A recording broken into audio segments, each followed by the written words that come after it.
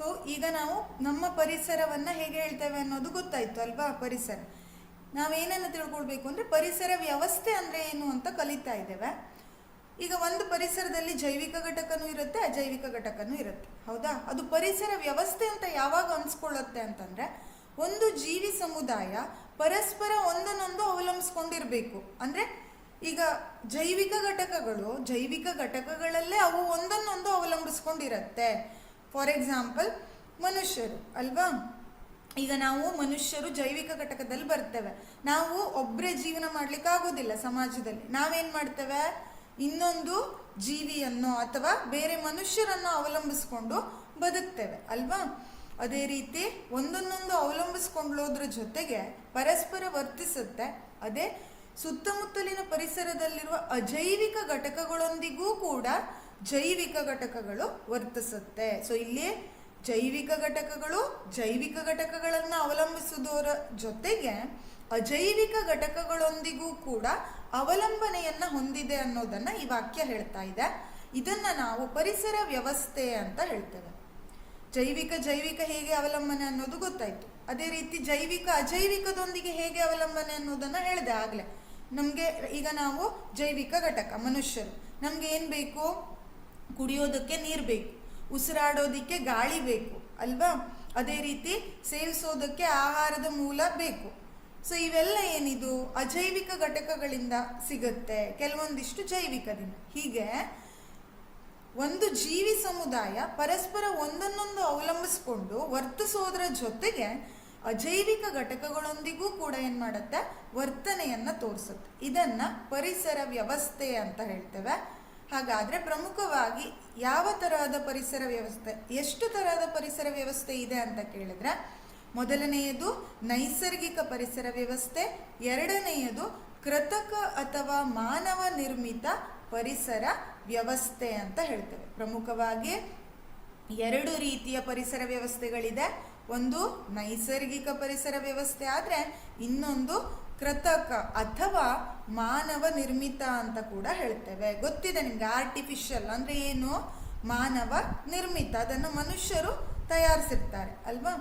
So ಇವೆರಡು ಪ್ರಮುಖ ಪರಿಸರ ವ್ಯವಸ್ಥೆಗಳು. ನಿಮ್ಮ ಅಧ್ಯಾಯದಲ್ಲಿ ನೈಸರ್ಗಿಕ ಮತ್ತು ಮಾನವ ನಿರ್ಮಿತ ಪರಿಸರ ವ್ಯವಸ್ಥೆಯನ್ನು ಕೊಟ್ಟಿದ್ದಾರೆ. ಪರಿಸರ ವ್ಯವಸ್ಥೆಯು ಪರಿಸರ ವಿಜ್ಞಾನದ ಮೂಲ ಘಟಕ ಅಂತ ಹೇಳ್ತೇವೆ. ಹೌದು, ಪರಿಸರ ವ್ಯವಸ್ಥೆಯೇ ಪರಿಸರದ ಮೂಲ ಅಲ್ವಾ. ಸೊ ಈಗ ನೋಡಿ, ವ್ಯವಸ್ಥೆಯಲ್ಲಿ ಎರಡು ವಿಧ ಅಂತ ಹೇಳಿದೆ. ಒಂದನೆಯದು ನೈಸರ್ಗಿಕ ಪರಿಸರ ವ್ಯವಸ್ಥೆ. ಮಕ್ಕಳ ಈ ಚಿತ್ರವನ್ನು ನೋಡಿ, ಇಲ್ಲಿ ನಿಮಗೆ ಇದು ಕ್ಲಿಯರ್ ಆಗಿ ಗೊತ್ತಾಗತ್ತೆ. ನೈಸರ್ಗಿಕ ಪರಿಸರ ವ್ಯವಸ್ಥೆಗೆ ಇಲ್ಲಿ ನಾವು ಏನು ತೋರಿಸಿದ್ದೇನೆ ಚಿತ್ರದಲ್ಲಿ, ಇದು ಒಂದು ಕಾಡು ಅಥವಾ ಅರಣ್ಯ ಅಂತ ಹೇಳ್ತೇವೆ ಅಲ್ವಾ. ಇದು ನೈಸರ್ಗಿಕ ಪರಿಸರ ವ್ಯವಸ್ಥೆಯನ್ನು ತೋರಿಸ್ತಾ ಇದೆ. ಹೇಗೆ ಇದು ನೈಸರ್ಗಿಕ ಅಂದರೆ ನಿಸರ್ಗದತ್ತವಾಗಿ ತನ್ನಿಂದ ತಾನಾಗೆ ಏನು ರೂಪುಗೊಳ್ಳುತ್ತಾ ಅದನ್ನು ನೈಸರ್ಗಿಕ ಪರಿಸರ ವ್ಯವಸ್ಥೆ ಅಂತ ಹೇಳ್ತೇವೆ.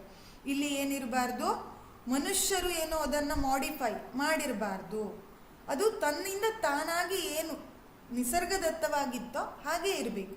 ಆ ಪರಿಸರ ವ್ಯವಸ್ಥೆಯನ್ನು ನೈಸರ್ಗಿಕ ಅಥವಾ ನಿಸರ್ಗದತ್ತ, ಹೌದಾ, ಆದ ಪರಿಸರ ವ್ಯವಸ್ಥೆ ಅಂತ ಕರಿತೇವೆ. ಸೊ ಕಾಡಿರ್ಬೋದು, ಅದೇ ರೀತಿ ಕೆಲವೊಂದು ನದಿ, ಇವುಗಳೆಲ್ಲ ಏನಿದು ನಿಸರ್ಗದತ್ತವಾಗಿ ರೂಪುಗೊಂಡಿರುವಂಥದ್ದು ಅಲ್ವಾ. ಅವುಗಳನ್ನೆಲ್ಲ ನಾವು ನೈಸರ್ಗಿಕ ಪರಿಸರ ವ್ಯವಸ್ಥೆಯ ಗುಂಪಿಗೆ ಸೇರಿಸ್ತೇವೆ. ಎರಡನೆಯದು ಕೃತಕ ಪರಿಸರ ವ್ಯವಸ್ಥೆ. ಕೃತಕ ಅಥವಾ ಮಾನವ ನಿರ್ಮಿತ ಅಂತ ಹೇಳ್ತೇವೆ. ಕೃತಕ ಪರಿಸರ ವ್ಯವಸ್ಥೆ ಅಥವಾ ಇದನ್ನ ಮಾನವ ನಿರ್ಮಿತ ಅಂದರೆ ಆರ್ಟಿಫಿಷಿಯಲ್ ಅಂತ ಹೇಳ್ತೇವೆ ಅಲ್ವಾ. ಉದಾಹರಣೆಗೆ ನಾವು ಗದ್ದೆ ಗೊತ್ತಿದೆ ಅಲ್ವಾ ನಿಮಗೆ. ಈಗ ಹಳ್ಳಿಗಳಲ್ಲೆಲ್ಲ ಹೆಚ್ಚು ಇರುತ್ತೆ ಗದ್ದೆ. ಇಲ್ಲಿ ಏನು ಮಾಡ್ತಾರೆ, ಭತ್ತವನ್ನು ಬೆಳೀತಾರೆ ಅಥವಾ ಬೇರೆ ಬೇರೆ ಬೆಳೆಗಳನ್ನು ಬೆಳೀತಾರೆ. ಇದು ಮಾನವ ನಿರ್ಮಿತ ಅಥವಾ ಕೃತಕದಲ್ಲಿ ಯಾಕೆ ಬರುತ್ತೆ ಅಂದರೆ, ಇಲ್ಲಿ ಕಾಲಕ್ಕೆ ತಕ್ಕ ಹಾಗೆ ನಾವು ಅದನ್ನು ಇಂಪ್ರೂವ್ಮೆಂಟ್ ಮಾಡಬೇಕು ಅಲ್ವಾ. ಗದ್ದೆಯನ್ನು ಸುಮ್ಮನೆ ಬಿಟ್ಟಿಟ್ರೆ ಬೆಳೆ ಬೆಳೆಯುತ್ತಾ ಇಲ್ಲ. ಅದನ್ನು ನೀವೇನು ಮಾಡ್ತೀರಾ, ಸರಿಯಾದ ಟೈಮಿಗೆ ಉಳುಮೆ ಮಾಡಬೇಕು, ಸರಿಯಾದ ಟೈಮಿಗೆ ಬಿತ್ತನೆ ಮಾಡಬೇಕು, ಸರಿಯಾದ ಗೊಬ್ಬರವನ್ನು ಒದಗಿಸ್ಕೊಡ್ಬೇಕು, ಅದೇ ರೀತಿ ನೀರಾವರಿಯನ್ನು ಸರಿಯಾಗಿ ಮಾಡಬೇಕು. ಅಂದಾಗ ಮಾತ್ರ ಒಳ್ಳೆ ಬೆಳೆಯನ್ನು ಬೆಳಿಬಹುದು. ಹಾಗಾಗಿ ಇಲ್ಲಿ ಏನಾಯ್ತು, ಇದೆಲ್ಲ ಮನುಷ್ಯರು ಮಾಡುವಂತ ಕೆಲಸ ಅಲ್ವಾ. ಅದಕ್ಕಾಗಿ ಗದ್ದೆ ಇರಬಹುದು ಅಥವಾ ತೋಟದಲ್ಲಿ ಬೇರೆ ಬೇರೆ ಬೆಳೆಗಳನ್ನ ಬೆಳೀತಾರೆ. ತೆಂಗಿನ ಬೆಳೆ ಇರಬಹುದು, ಅಡಿಕೆ ಬೆಳೆ, ಈ ರೀತಿ ಅಲ್ವಾ.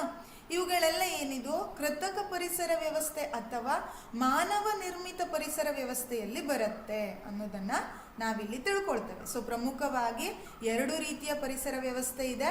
ಒಂದು ನೈಸರ್ಗಿಕ ಪರಿಸರ ವ್ಯವಸ್ಥೆ, ಇನ್ನೊಂದು ಕೃತಕ ಅಥವಾ ಮಾನವ ನಿರ್ಮಿತ ಪರಿಸರ ವ್ಯವಸ್ಥೆ. ಈಗ ಗೊತ್ತಾಯ್ತು ಕೃತಕ ಅಥವಾ ಮಾನವ ನಿರ್ಮಿತ ಪರಿಸರ ವ್ಯವಸ್ಥೆ ಬಗ್ಗೆ, ಮತ್ತೆ ನೈಸರ್ಗಿಕ ಪರಿಸರ ವ್ಯವಸ್ಥೆ ಅಂದ್ರೆ ಏನು ಅನ್ನೋದು ಗೊತ್ತಾಯ್ತು ಅಲ್ವಾ.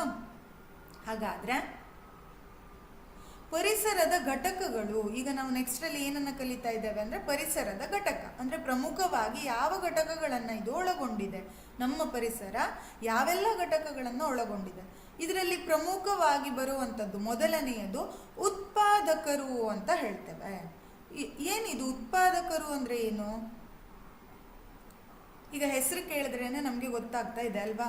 ಉತ್ಪಾದನೆ ಅಥವಾ ಉತ್ಪಾದಕರು ಅಂತ ಯಾರನ್ನ ಕರಿತೇವೆ ಅಂದ್ರೆ ಯಾರು ಉತ್ಪಾದಿಸ್ತಾರೋ ಅವರು ಉತ್ಪಾದಕರು ಅಲ್ವಾ. ಇಲ್ಲಿ ಯಾವ ತರಹದ ಉತ್ಪಾದನೆ? ಈಗ ಪರಿಸರ ಘಟಕದಲ್ಲಿ ಮೊದಲನೆಯದು ಉತ್ಪಾದಕರು ಬರ್ತಾರೆ. ಮೊದಲ ಹಂತದಲ್ಲಿ ಉತ್ಪಾದಕರು ಅಂದ್ರೆ ಏನು ಅಂದ್ರೆ ಅವರ ಆಹಾರವನ್ನು ಅವರೇ ತಯಾರಿಸ್ಕೊಳ್ಳುವಂಥವ್ರು. ಈಗ ನೋಡಿ, ಫಾರ್ ಎಕ್ಸಾಂಪಲ್ ದ್ಯುತಿ ಸಂಶ್ಲೇಷಣಾ ಕ್ರಿಯೆ ಬಗ್ಗೆ ನೀವು ಕಲ್ತಿದ್ದೀರಾ ಹೌದಾ. ದ್ಯುತಿ ಸಂಶ್ಲೇಷಣಾ ಕ್ರಿಯೆ ಅಂದ್ರೆ ಏನು ಅಂತ ಹೇಳ್ತೇವೆ ನಾವು.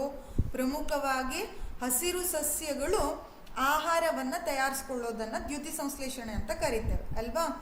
ಅದರ ಸರಿಯಾದ ವ್ಯಾಖ್ಯೆ ಹೇಳಲಿಕ್ಕೆ ಹೋದ್ರೆ ಅಂದ್ರೆ ಹೇಳಬೇಕು ಯಾವ ತರ ಅಂದ್ರೆ ಸಸ್ಯಗಳು ಏನ್ ಮಾಡುತ್ತೆ, ತಮ್ಮ ಆಹಾರಕ್ಕಾಗಿ ಎಲೆಗಳ ಮೂಲಕ ಇನ್ನು ಸೂರ್ಯನ ಶಾಖವನ್ನ ತಗೊಂಡು ಹಾಗೆ ನೀರನ್ನು ಉಪಯೋಗಿಸ್ಕೊಂಡು ಆಹಾರವನ್ನ ತಯಾರಿಸುತ್ತೆ, ಈ ರೀತಿ ಹೇಳ್ತಾರೆ.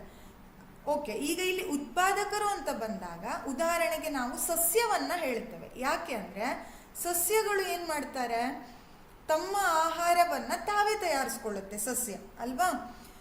ಹಾಗೆ ತಯಾರಿಸೋದನ್ನೇ ನಾವು ದ್ಯುತಿ ಸಂಶ್ಲೇಷಣಾ ಕ್ರಿಯೆ ಅಂತ ಕರಿತೇವೆ. ಈ ಕ್ರಿಯೆಯ ಮೂಲಕ ಸಸ್ಯಗಳು ಆಹಾರವನ್ನ ತಯಾರಿಸುತ್ತೆ. ಹಾಗಾಗಿ ಇವು ಸಸ್ಯಗಳನ್ನ ಉತ್ಪಾದಕರ ಗುಂಪಲ್ಲಿ ನಾವು ಹೇಳ್ತೇವೆ. ಏನ್ ಮಾಡ್ಬೇಕು ಇಲ್ಲಿ, ಉತ್ಪಾದಕರು ಅಂದ್ರೆ ಏನು, ಉತ್ಪಾದನೆ, ಅವರೇ ಆಹಾರವನ್ನ ತಯಾರಿಸ್ಬೇಕು, ಉತ್ಪಾದಿಸ್ಬೇಕು. ಇದನ್ನ ಪರಿಸರ ಘಟಕದ 1ನೆಯ ಹಂತದಲ್ಲಿ ಹೇಳ್ತೇವೆ. ಉತ್ಪಾದಕರು ಉದಾಹರಣೆಗೆ ಹಸಿರು ಸಸ್ಯಗಳು ಹಾಗೆ ಕೆಲವೊಂದಿಷ್ಟು ಬ್ಯಾಕ್ಟೀರಿಯಾಗಳನ್ನು ಕೂಡ ಉತ್ಪಾದಕರಿಗೆ ಉದಾಹರಣೆಯಾಗಿ ಕೊಡ್ತೇವೆ. ಸೊ ಇಲ್ಲಿ ಉತ್ಪಾದಕರು ಅಂದ್ರೆ ಏನು ಅಂತ ಅರ್ಥ ಆಯ್ತು ಹಾಗಾದ್ರೆ ಅಲ್ವಾ.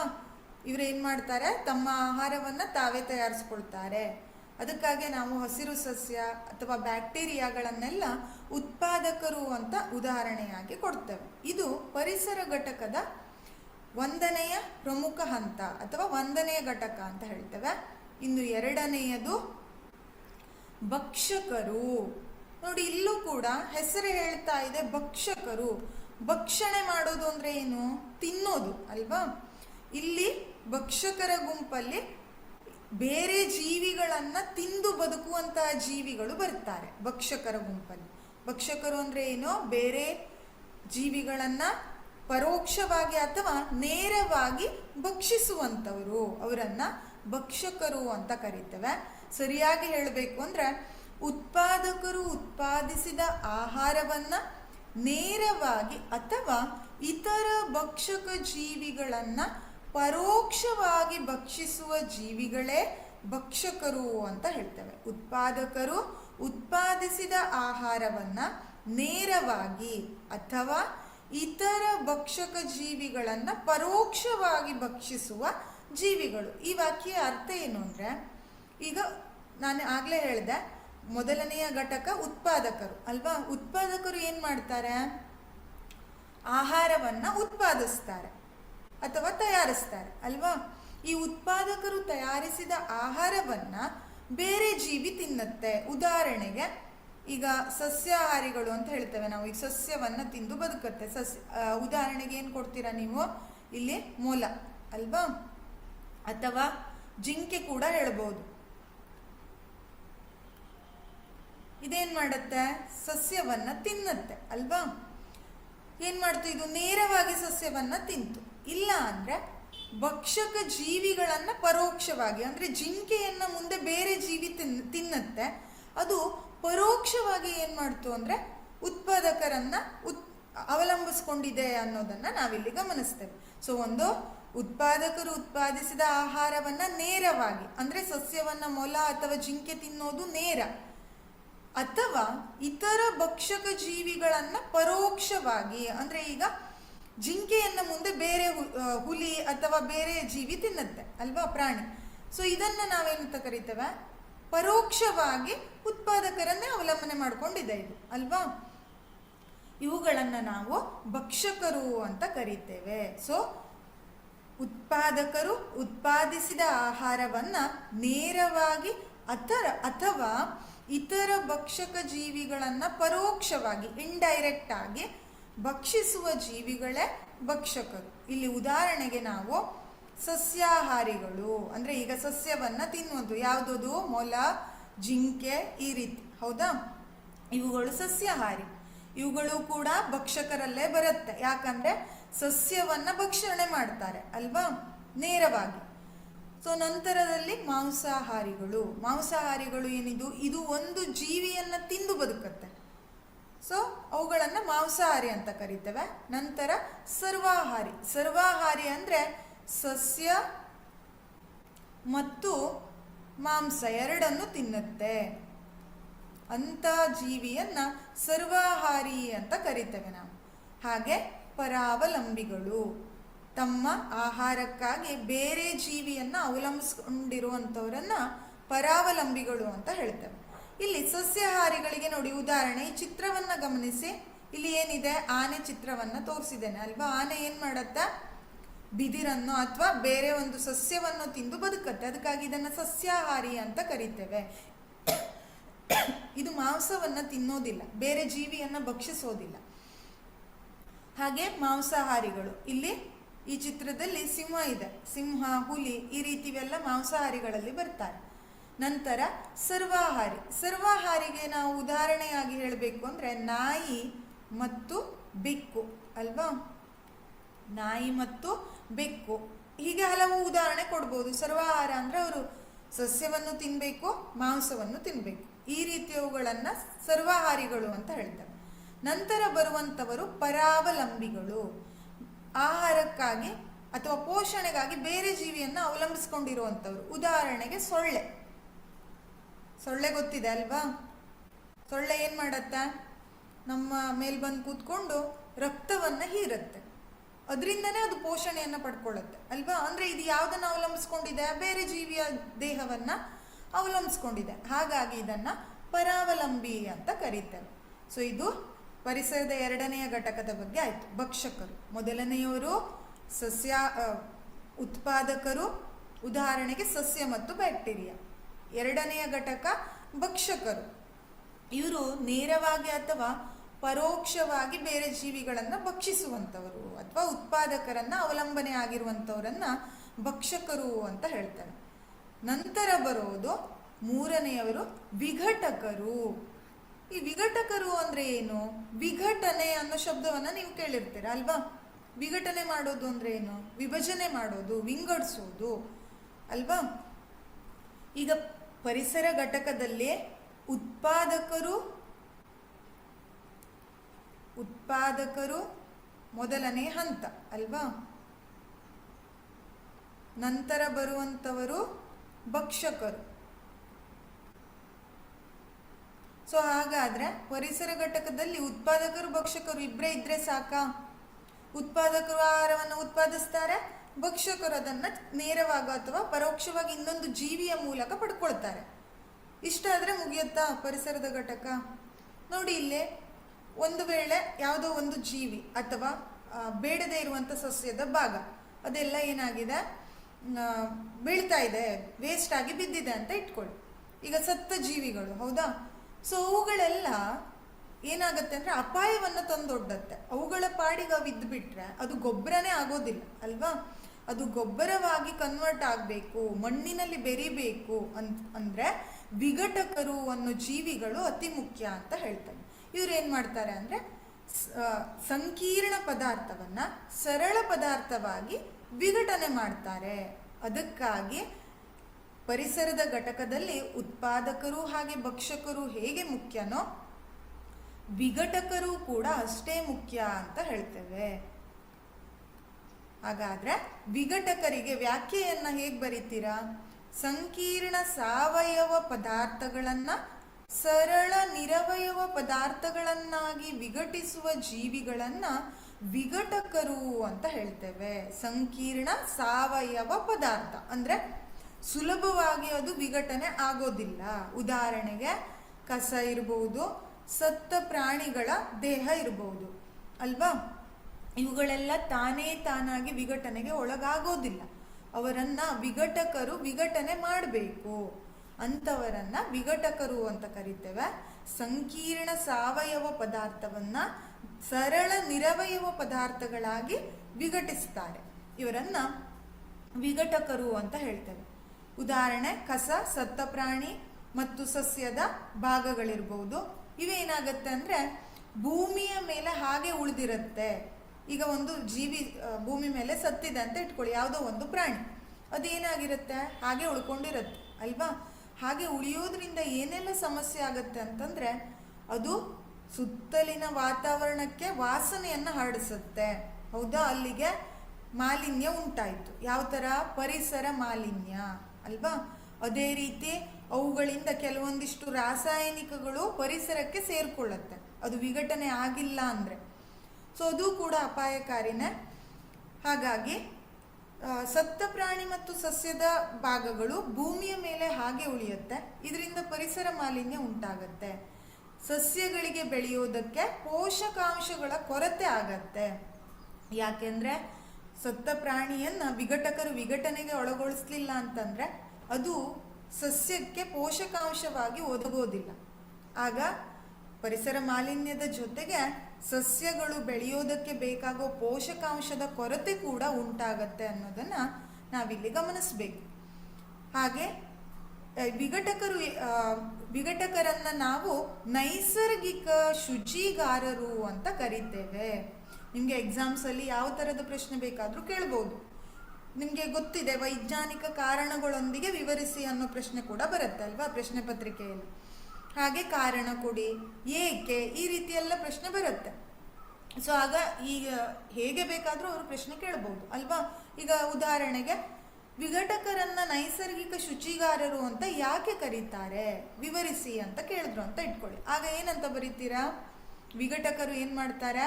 ಸಂಕೀರ್ಣ ಪದಾರ್ಥಗಳನ್ನ ಸರಳ ಪದಾರ್ಥಗಳಾಗಿ ವಿಘಟಿಸಿ ಅವುಗಳು ಪುನಃ ಬಳಕೆಯಾಗುವಂತೆ ಮಾಡ್ತಾರೆ. ಸಂಕೀರ್ಣ ಪದಾರ್ಥಗಳು ಅಂದ್ರೆ ಈಗ ಉದಾಹರಣೆಗೆ ಹೇಳಿದೆ, ಕಸ ಅಥವಾ ಸಸ್ಯದ ಬೇಡವಾದ ಭಾಗ ಅಥವಾ ಯಾವುದೋ ಒಂದು ಸತ್ತ ಜೀವಿ ಅಲ್ವಾ. ಆ ಪದಾರ್ಥಗಳನ್ನ ಇವರು ಏನ್ ಮಾಡ್ತಾರೆ ಅಂದ್ರೆ ಅವುಗಳ ಮೇಲೆ ಕ್ರಿಯೆ ನಡೆಸಿ ಅದನ್ನ ಸರಳ ಪದಾರ್ಥವಾಗಿ ವಿಘಟಿಸಿ ಅವುಗಳು ಗೊಬ್ಬರಗಳ ರೂಪದಲ್ಲಿ ಸಸ್ಯಕ್ಕೆ ಹೋಗೋ ಹಾಗೆ, ಅದೇ ರೀತಿ ಅವುಗಳಿಂದ ಉಂಟಾಗುವ ಪರಿಸರ ಮಾಲಿನ್ಯವನ್ನ ತಪ್ಪಿಸ್ತಾರೆ. ಹಾಗೆ ಅವುಗಳು ಪುನಃ ಬಳಕೆ ಆಗುವಂತೆ ಗೊಬ್ಬರದ ರೂಪದಲ್ಲಿ ಬಳಕೆ ಆಗುವಂತೆ ಮಾಡ್ತಾರೆ. ಆದ್ದರಿಂದ ವಿಘಟಕರನ್ನ ನೈಸರ್ಗಿಕ ಶುಚಿಗಾರರು ಅಂತ ಕರೀತೇವೆ. ಈ ವಿಘಟಕರಿಗೆ ಉದಾಹರಣೆ ಏನು ಹಾಗಾದ್ರೆ? ಈಗ ನಾವು ಉತ್ಪಾದಕರ ಹಾಗೆ ಭಕ್ಷಕರು ಎಲ್ಲದಕ್ಕೂ ಉದಾಹರಣೆಯನ್ನು ನೋಡ್ಕೊಂಡು ಬಂದ್ವಿ ಹೌದಾ. ವಿಘಟಕರಿಗೆ ಉದಾಹರಣೆ ಬ್ಯಾಕ್ಟೀರಿಯಾ, ಶಿಲೀಂಧ್ರಗಳು, ಎರೆಹುಳು, ಕೀಟಗಳು ಇತ್ಯಾದಿ. ಇವುಗಳನ್ನೆಲ್ಲ ನಾವು ವಿಘಟಕರಿಗೆ ಉದಾಹರಣೆಯಾಗಿ ಕೊಡ್ತೇವೆ. ನೀವು ದಿನನಿತ್ಯ ಜೀವನದಲ್ಲಿ ನೋಡಿರ್ತೀರ ಅಲ್ವಾ. ಗೊಬ್ಬರ ಅಂತ ಬಂದ ಕೂಡ ಆ ಮಣ್ಣಿನಲ್ಲಿ ಎರೆಹುಳು ಕಂಡೇ ಕಾಣಿಸುತ್ತೆ ಅಲ್ವಾ. ಎರೆಹುಳು ಇದ್ರೆ ಆ ಮಣ್ಣು ಫಲವತ್ತಾಗಿದೆ ಅಂತ ಹೇಳ್ತೇವೆ. ಯಾಕಂದ್ರೆ ಈ ಎರೆಹುಳು ಒಂದು ವಿಘಟಕ. ಅದು ಏನ್ ಮಾಡುತ್ತೆ ಅಂದ್ರೆ ಈ ಬೇಡದೇ ಇರುವಂತಹ ಸಂಕೀರ್ಣ ಪದಾರ್ಥವನ್ನ ಸರಳ ಪದಾರ್ಥವಾಗಿ ವಿಘಟಿಸಿ ಅದು ಮಣ್ಣಿಗೆ ಗೊಬ್ಬರ ಅಂದ್ರೆ ಸಸ್ಯಕ್ಕೆ ಉತ್ತಮ ರೀತಿಯ ಗೊಬ್ಬರ ಆಗೋ ಹಾಗೆ ಅದನ್ನ ತಯಾರು ಮಾಡುತ್ತೆ ಮಣ್ಣನ್ನ. ಹಾಗಾಗಿ ಎರೆಹುಳುವನ್ನು ಕೂಡ ವಿಘಟಕರ ಗುಂಪಿಗೆ ಸೇರಿಸ್ತೇವೆ. ಅದೇ ರೀತಿ ಹಲವಾರು ರೀತಿಯ ಕೀಟಗಳು ಕೂಡ ಬೇರೆ ಬೇರೆ ವಸ್ತುವಿನ ಮೇಲೆ ಕ್ರಿಯೆ ನಡೆಸುತ್ತೆ. ಹಾಗೆ ಬ್ಯಾಕ್ಟೀರಿಯಾಗಳು ಹೌದಾ, ಇವೆಲ್ಲ ವಿಘಟಕರು.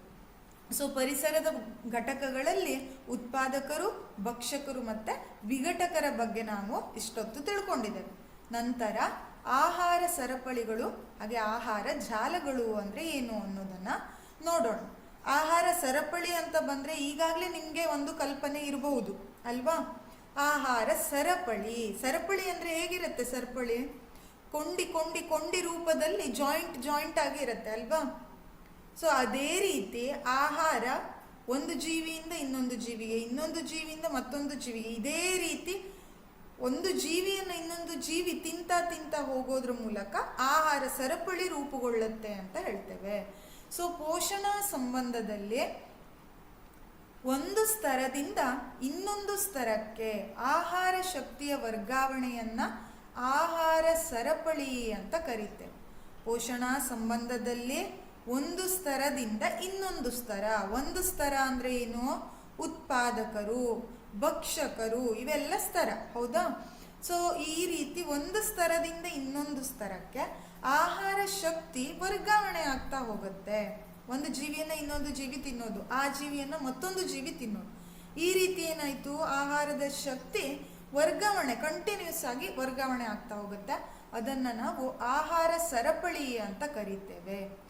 ನೋಡಿ ಇಲ್ಲಿ, ಆಹಾರ ಸರಪಳಿಯ ಪ್ರತಿಯೊಂದು ಹಂತ ಅಥವಾ ಮಟ್ಟವು ಒಂದೊಂದು ಪೋಷಣಾ ಸ್ತರವನ್ನ ರೂಪಿಸುತ್ತೆ. ಈಗ ಇಲ್ಲಿ ಈ ಚಿತ್ರವನ್ನ ನೋಡಿ ನೀವು. ಮೊದಲು ಸಸ್ಯ ಅಲ್ವಾ, ನಂತರ ಜಿಂಕೆ, ನಂತರ ಹುಲಿ ಇದೆ. ಏನಿದು ಇದರ ಅರ್ಥ? ಇಲ್ಲಿ ನಾವು ಆಹಾರ ಸರಪಳಿಯನ್ನ ನೋಡಬಹುದು. ಸಸ್ಯ ಇದು ಉತ್ಪಾದಕ, ಇದೇನ್ ಮಾಡುತ್ತೆ? ಆಹಾರವನ್ನ ಉತ್ಪಾದಿಸುತ್ತೆ ಅಲ್ವಾ? ಅದೇ ರೀತಿ ಇದು ಆಹಾರವಾಗಿ ಇನ್ನೊಂದು ಜೀವಿಗೆ ಹೋಗುತ್ತೆ. ಈ ಸಸ್ಯವನ್ನ ಸಸ್ಯಾಹಾರಿಗಳಾದ ಜಿಂಕೆ ಅಥವಾ ಮೊಲ, ಈ ರೀತಿ ಸಸ್ಯಾಹಾರಿ ಪ್ರಾಣಿಗಳು ಏನ್ ಮಾಡುತ್ತೆ? ಭಕ್ಷಣೆ ಮಾಡುತ್ತೆ. ಪ್ರಥಮವಾಗಿ ಉತ್ಪಾದಕರನ್ನ ಭಕ್ಷಿಸುವವರನ್ನ ಪ್ರಾಥಮಿಕ ಭಕ್ಷಕ ಅಂತ ಕರಿತೇವೆ. ಈಗ ನಿಮ್ಗೆ ಪ್ರಾಥಮಿಕ ಶಾಲೆ, ಪ್ರೌಢಶಾಲೆ ಅಂತ ಹೇಳ್ತೀರಾ ಅಲ್ವಾ? ಪ್ರಾಥಮಿಕ ಅಂದ್ರೆ ಏನು? ಪ್ರಥಮವಾಗಿ, ಮೊದಲು 1ನೇ ಕ್ಲಾಸಿಂದ ಕಲ್ತ್ಕೊಳ್ತಾ ಹೋಗೋದು, ಹೌದಾ? ಇಲ್ಲೂ ಅಷ್ಟೇ, ಉತ್ಪಾದಕರನ್ನ ಫಸ್ಟು ತಿನ್ನುವಂತ ಗುಂಪನ್ನ ಪ್ರಾಥಮಿಕ ಭಕ್ಷಕ ಅಂತ ಹೇಳ್ತೇವೆ. ನಂತರ ಏನಾಗತ್ತೆ ಅಂದ್ರೆ, ಈಗ ಸಸ್ಯದಿಂದ ಜಿಂಕೆಗೆ ಆಹಾರ ಸಿಕ್ತು, ಇದು ಒಂದು ಸರಪಳಿ, ಹೌದಾ? ನಂತರ ಜಿಂಕೆಯನ್ನ ಏನ್ ಮಾಡತ್ತೆ? ಇನ್ನೊಂದು ಜೀವಿ ತಿನ್ನತ್ತೆ. ಉದಾಹರಣೆಗೆ ಹುಲಿ ಅಂತ ತಗೊಂಡಿದ್ದೇವೆ. ಇದೇನಾಯ್ತು? ಪ್ರಾಥಮಿಕ ಭಕ್ಷಕರನ್ನ ಭಕ್ಷಿಸ್ತು. ಸೊ ಇದು ದ್ವಿತೀಯಕ ಭಕ್ಷಕ ಅಂತ ಕರಿತೇವೆ. ಜಿಂಕೆಯಿಂದ ಆಹಾರ ಹುಲಿಗೆ ವರ್ಗಾವಣೆ ಆಯ್ತು ಅಲ್ವಾ? ಈ ರೀತಿ ಆಹಾರ ಸರಪಳಿ ಮುಂದುವರಿತು. ಜಿಂಕೆಯಿಂದ ಹುಲಿ ಆಹಾರವನ್ನ ಪಡ್ಕೊಳ್ತು. ಇದೇ ರೀತಿ ಇಲ್ಲಿಗೆ ಕೊನೆ ಆಯ್ತು ಅಂತಲ್ಲ, ಕೆಲವೊಂದು ಸಲ ಆ ಜೀವಿಯನ್ನ ಮತ್ತೊಂದು ಜೀವಿ ತಿನ್ನತ್ತೆ, ಆಗ ತೃತೀಯಕ ಭಕ್ಷಕ ಅಂತ ಹೇಳ್ತೇವೆ. ಅದನ್ನ ಇನ್ನೊಂದು ಜೀವಿ ತಿಂದ್ರೆ ಅದು ಚತುರ್ಥಕ ಅಂತ ಕರೀತೇವೆ. ಈ ರೀತಿಯಾಗಿ ಆಹಾರ ಸರಪಳಿಗಳು ಮುಂದುವರ್ಕೊಂಡು ಹೋಗುತ್ತೆ. ಇದನ್ನ ನಾವು ಆಹಾರ ಸರಪಳಿ, ಪೋಷಣಾ ಸಂಬಂಧದಲ್ಲಿ ಒಂದು ಸ್ತರದಿಂದ ಇನ್ನೊಂದು ಸ್ತರಕ್ಕೆ ಆಹಾರ ಶಕ್ತಿ ವರ್ಗಾವಣೆ ಆಗೋದನ್ನ ಆಹಾರ ಸರಪಳಿ ಅಂತ ಕರಿತೇವೆ. ಸೊ ಇಲ್ಲಿ ನೋಡಿ, ಇಲ್ಲಿ ಆಹಾರ ಸರಪಳಿ ಅಥವಾ ಆಹಾರ ಜಾಲವನ್ನ ತೋರಿಸುವಂತ ಚಿತ್ರ ಇದು. ಇಲ್ಲಿ ನಾವು ಗಮನಿಸಬಹುದು, ಇದು ಸಸ್ಯ ಅಲ್ವಾ? ಇಲ್ಲಿ ಸಸ್ಯ ಇದೆ. ಈ ಸಸ್ಯದಿಂದ ಆಹಾರ ಶಕ್ತಿ ಇನ್ನೊಂದು ಜೀವಿಗೆ ಏನಾಯ್ತು? ವರ್ಗಾವಣೆ ಆಯ್ತು. ಇಲ್ಲಿ ಒಂದು ಕೀಟನೋ ಏನೋ ಇದೆ ಅಂತ ಇಟ್ಕೊಳ್ಳಿ. ಅದೇನಾಯ್ತು? ಈ ಸಸ್ಯವನ್ನ ತಿಂತು, ಹೌದಾ? ನಂತರ ಏನಾಗುತ್ತೆ? ಇದು ಇನ್ನೊಂದು ಜೀವಿಗೆ ಆಹಾರ ಆಗತ್ತೆ. ಮೀನು ಈ ಕೀಟವನ್ನ ಹಿಡ್ಕೊಂಡು ತಿಂತು. ನಂತರ ಮೀನನ್ನ ಏನ್ ಮಾಡ್ತಾ ಇದೆ? ಇಲ್ಲಿ ಒಂದು ಪಕ್ಷಿ ತಿಂತಾ ಇದೆ. ಸೊ ಈ ಮೀನಿನಿಂದ ಆಹಾರ ಶಕ್ತಿ ಈ ಪಕ್ಷಿಗೆ ವರ್ಗಾವಣೆ ಆಯ್ತು. ನಂತರ ಇದನ್ನ ಏನ್ ಮಾಡತ್ತೆ? ಹುಲಿಯಂತಹ ದೊಡ್ಡ ಜೀವಿ, ಪ್ರಾಣಿ ತಿನ್ನತ್ತೆ. ನೋಡಿ ಇಲ್ಲಿ ಎಷ್ಟು ಸರಪಳಿಗಳು ಕಾಣಿಸ್ತಾ ಇದೆ ಅಲ್ವಾ? ಒಂದರಿಂದ ಒಂದು ಜೀವಿಯನ್ನ ತಿನ್ನೋದ್ರ ಮೂಲಕ ಇನ್ನೊಂದು ಜೀವಿ, ಒಂದು ಜೀವಿಯನ್ನ ತಿನ್ನೋದ್ರ ಮೂಲಕ ಮತ್ತೊಂದು ಜೀವಿ, ಈ ರೀತಿಯಾಗಿ ಆಹಾರ ಸರಪಳಿಯ ರೂಪದಲ್ಲಿ ನಾವು ನೋಡ್ತೇವೆ. ಅದೇ ರೀತಿ ಹಲವಾರು ಉದಾಹರಣೆಯನ್ನ ಕೊಡಬಹುದು. ಇಲ್ಲೂ ಕೂಡ ಒಂದು ಸಸ್ಯ ಇದೆ, ಅದು ಏನಾಯ್ತು? ಕಪ್ಪೆ ಅದನ್ನ ತಿಂತು, ಹೌದಾ? ನಂತರ ಆ ಕಪ್ಪೆಯನ್ನ ಏನ್ ಮಾಡತ್ತೆ? ಹಾವು ತಿನ್ನತ್ತೆ. ಹಾವನ್ನ ನವಿಲು ತಿಂತು ಅಥವಾ ನವಿಲು ಆಹಾರವಾಗಿ ಬಳಸ್ಕೊಂತು. ಈ ರೀತಿಯಾಗಿ ಏನಾಗ್ತಾ ಹೋಗುತ್ತೆ? ಸರಪಳಿ ಮುಂದುವರಿಯುತ್ತೆ. ಇದೆಲ್ಲ ಉದಾಹರಣೆ. ಈ ರೀತಿ ಆಹಾರ ಸರಪಳಿ ಇದೆ ಅಂತ ತೋರಿಸೋದು, ಆಯ್ತಾ? ಸೊ ಈಗ ನಿಮಗೆ ಆಹಾರ ಸರಪಳಿ ಅಂದರೆ ಏನು ಅನ್ನೋದು ಒಂದು ಐಡಿಯಾ ಬಂತು ಅಲ್ವಾ, ಯಾವ ರೀತಿಯ ಆಹಾರ ಸರಪಳಿ ಇರುತ್ತೆ ಅಂತ. ನಂತರ ಪೋಷಣಾ ಸ್ತರ, ಬೇರೆ ಬೇರೆ ರೀತಿಯ ಪೋಷಣಾ ಸ್ತರಗಳು ಯಾವ್ಯಾವುದು, ಅದು ಏನು ಅನ್ನೋದನ್ನು ತಿಳ್ಕೊಳ್ಳೋಣ. ಮೊದಲನೆಯದಾಗಿ ಹಂತ 1, ಇದನ್ನು ನಾವು ಉತ್ಪಾದಕರು ಅಂತ ಕರೀತೇವೆ. ನೋಡಿ, ಇದು 1ನೇ ಹಂತ. ಇಲ್ಲಿ ಕಾಣಿಸ್ತಾ ಇದೆ ಅಲ್ವಾ ನಿಮಗೆ, ಇದನ್ನು ಪೋಷಣಾ ಸ್ತರದ ಚಿತ್ರ ತೋರಿಸಿದ್ದೇನೆ ಇಲ್ಲಿ. ಮೊದಲನೆಯವರು ಪೋಷಣಾ ಸ್ತರದಲ್ಲಿ ಕೆಳಗಡೆ ಬರುವಂಥವರು ಉತ್ಪಾದಕರು, ಅಲ್ಲಿಂದ ಸ್ಟಾರ್ಟ್ ಆಗುತ್ತೆ ಪೋಷಣಾ ಸ್ತರ. ಹಾಗಾದರೆ ಸ್ವಪೋಷಕಗಳು ಮತ್ತು ಉತ್ಪಾದಕ ಜೀವಿಗಳು 1ನೇ ಹಂತದಲ್ಲಿ ಬರುತ್ತೆ. ಸ್ವಪೋಷಕಗಳು ಮತ್ತು ಉತ್ಪಾದಕ ಜೀವಿ, ಆಗಲೇ ಹೇಳಿದೆ ಉತ್ಪಾದಕರು ಅಂದರೆ ಯಾರು ಅಂತ. ಈಗ ನಿಮ್ಗೆ ಗೊತ್ತಿದೆ, ಅವರ ಆಹಾರವನ್ನು ಅವರೇ ಉತ್ಪಾದಿಸುವಂಥವರಿಗೆ ಉತ್ಪಾದಕರು ಅಂತ ಹೇಳ್ತೇವೆ ಅಲ್ವಾ. ಶಕ್ತಿ ಪರಪೋಷಕ ಮತ್ತು ಭಕ್ಷಕರಿಗೆ ಲಭ್ಯ ಆಗಂತೆ ಮಾಡುತ್ತೆ. ಇಲ್ಲಿ ಏನಾಯಿತು, ಸ್ವಪೋಷಕಗಳು ಮತ್ತು ಉತ್ಪಾದಕ ಜೀವಿಗಳಿಂದ ಶಕ್ತಿ ಏನಾಗತ್ತೆ, ಪರಪೋಷಕ ಮತ್ತು ಭಕ್ಷಕರಿಗೆ ಲಭ್ಯ ಆಗತ್ತೆ. ಯಾಕಂದರೆ ಉತ್ಪಾದಕರನ್ನ ಏನು ಮಾಡ್ತಾರೆ, ನೆಕ್ಸ್ಟ್ ಹಂತದ ಜೀವಿಗಳು ಭಕ್ಷಣೆ ಮಾಡ್ತಾರೆ ಅಲ್ವಾ. ಭಕ್ಷಣೆ ಮಾಡೋದ್ರಿಂದ ಉತ್ಪಾದಕರಲ್ಲಿರುವ ಶಕ್ತಿ ಆಹಾರ ರೂಪದಲ್ಲಿ ನೆಕ್ಸ್ಟ್ ಮುಂದಿನ ಹಂತದವರಿಗೆ ಲಭ್ಯ ಆಗತ್ತೆ. ಹಾಗೆ 2ನೇ ಹಂತ, ಪೋಷಣಾ ಸ್ತರದಲ್ಲಿ ಬರುವ 2ನೆಯ ಹಂತ ಸಸ್ಯಾಹಾರಿಗಳು ಮತ್ತು ಪ್ರಾಥಮಿಕ ಭಕ್ಷಕರು. 2ನೆಯ ಹಂತ ಸಸ್ಯಾಹಾರಿಗಳು ಮತ್ತು ಪ್ರಾಥಮಿಕ ಭಕ್ಷಕರು, ಉತ್ಪಾದಕರನ್ನ ತಿನ್ನುವಂತಹ ಜೀವಿ, ಅವರನ್ನು ಪ್ರಾಥಮಿಕ ಭಕ್ಷಕರು ಅಂತ ಹೇಳ್ತೇವೆ. ಇದು ಸಸ್ಯಾಹಾರಿಗಳಾದರೂ ಇರಬಹುದು ಅಥವಾ ಬೇರೆ ಜೀವಿಗಳಾದರೂ ಇರಬಹುದು.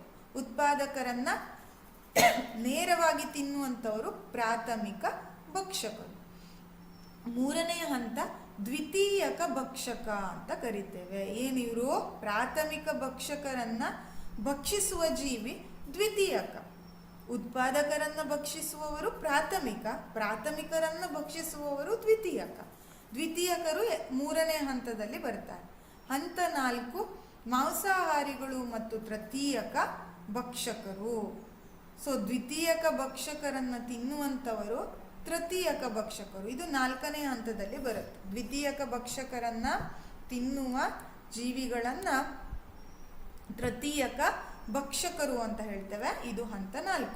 ಇದು ಪೋಷಣಾ ಸ್ತರವನ್ನು ತೋರಿಸುತ್ತೆ. ಮೊದಲು ಪೋಷಣಾ ಸ್ತರದಲ್ಲಿ ಸ್ಟಾರ್ಟಿಂಗ್ ಎಲ್ಲಿಂದ ಸ್ಟಾರ್ಟ್ ಮಾಡಬೇಕು, ಉತ್ಪಾದಕರು ಮೊದಲ ಹಂತದಲ್ಲಿ ಬರ್ತಾರೆ.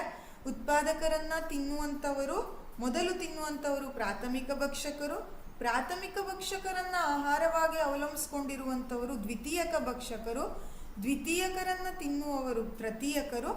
ಈ ರೀತಿ ತೃತೀಯಕ ಭಕ್ಷಕರನ್ನ ತಿನ್ನುವಂಥವರು ಚತುರ್ಥಕದಲ್ಲಿ ಬರ್ತಾರೆ. ಈ ರೀತಿ ಪೋಷಣಾ ಸ್ತರ ಮುಂದುವರ್ಕೊಂಡು ಹೋಗುತ್ತೆ. ಸೊ ಈಗ ನಿಮಗೆ ಪೋಷಣಾ ಸ್ತರದ ಬಗ್ಗೆ ಗೊತ್ತಾಯ್ತು. ಆಹಾರ ಶಕ್ತಿಯ ಇಂಧನ ಆಗಿದೆ ಅಂತ ಹೇಳ್ತೇವೆ ನಾವು. ಯಾಕೆ ಹೇಳ್ತೇವೆ ಅಥವಾ ಹೇಗೆ ಹೇಳ್ತೇವೆ ಅಂತ ಕೇಳಿದ್ರೆ, ಸ್ವಪೋಷಕಗಳು ಅಂದರೆ ಉದಾಹರಣೆಗೆ, ಸ್ವಪೋಷಕಕ್ಕೆ ಉದಾಹರಣೆ ಏನಂತ ಹೇಳಿದ್ವಿ ನಾವು, ಸಸ್ಯ ಅಲ್ವಾ. ಸೌರಶಕ್ತಿಯನ್ನ ಏನ್ ಮಾಡುತ್ತೆ, ರಾಸಾಯನಿಕ ಶಕ್ತಿಯಾಗಿ ಪರಿವರ್ತಿಸುತ್ತೆ. ಸ್ವಪೋಷಕಗಳು ಸೌರಶಕ್ತಿಯನ್ನ ರಾಸಾಯನಿಕ ಶಕ್ತಿಯಾಗಿ ಪರಿವರ್ತನೆ ಮಾಡುತ್ತೆ. ಸಸ್ಯಗಳು ದ್ಯುತಿ ಸಂಶ್ಲೇಷಣಾ ಕ್ರಿಯೆಯಲ್ಲಿ ಸೂರ್ಯನ ಬೆಳಕನ್ನು ಬಳಸಿಕೊಂಡು ಆಹಾರವನ್ನು ತಯಾರಿಸೋದು, ಹೌದಾ. ಎಲ್ಲ ಹಸಿರು ಸಸ್ಯಗಳು ಸೂರ್ಯನ ಬೆಳಕಿನ 1% ಅಥವಾ ಪ್ರತಿಶತವನ್ನು ಸೆರೆ ಹಿಡಿದು ಆಹಾರ ಶಕ್ತಿಯಾಗಿ ಪರಿವರ್ತನೆ ಮಾಡುತ್ತೆ. ಈಗ ಸಸ್ಯಕ್ಕೆ ದ್ಯುತಿ ಸಂಶ್ಲೇಷಣಾ ಕ್ರಿಯೆಗೆ ಸೂರ್ಯನ ಬೆಳಕು ಬೇಕು, ಅದು ನಮ್ಗೆಲ್ಲರಿಗೂ ಗೊತ್ತಿದೆ ಅಲ್ವಾ. ದ್ಯುತಿ ಸಂಶ್ಲೇಷಣಾ ಕ್ರಿಯೆ ಆಗಬೇಕು ಅಂದ್ರೆ ಅಲ್ಲೇ ಸೂರ್ಯನ ಬೆಳಕು ಬೇಕೇ ಬೇಕು. ಎಲ್ಲ ಹಸಿರು ಸಸ್ಯಗಳು ಸೂರ್ಯನ ಬೆಳಕಿನ, ಈಗ ಸೂರ್ಯನಿಂದ ಬೆಳಕು ಶಾಖ ಬರ್ತಾ ಇದೆ, ಅಷ್ಟನ್ನ ಸೆರೆ ಹಿಡಿಯೋದಿಲ್ಲ, ಅದು 1% ಅಷ್ಟು ಮಾತ್ರ ಏನು ಮಾಡುತ್ತೆ, ಪಡ್ಕೊಂಡು ಅಥವಾ ಹೀರ್ಕೊಂಡು ಆಹಾರ ಶಕ್ತಿಯಾಗಿ ಪರಿವರ್ತನೆ ಮಾಡುತ್ತೆ.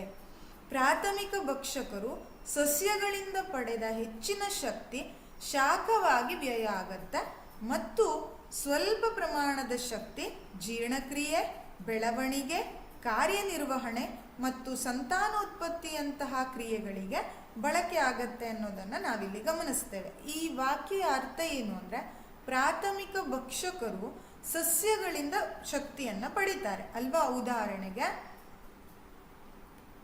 ಪ್ರಾಥಮಿಕ ಭಕ್ಷಕರು, ಈಗ ಸಸ್ಯ ಇದು ಉತ್ಪಾದಕ ಅಲ್ವಾ, ಮೊದಲ ಹಂತದಲ್ಲಿ ಬರುತ್ತೆ. ಇದನ್ನ ತಿನ್ನುವವರು ಪ್ರಾಥಮಿಕ ಭಕ್ಷಕರು.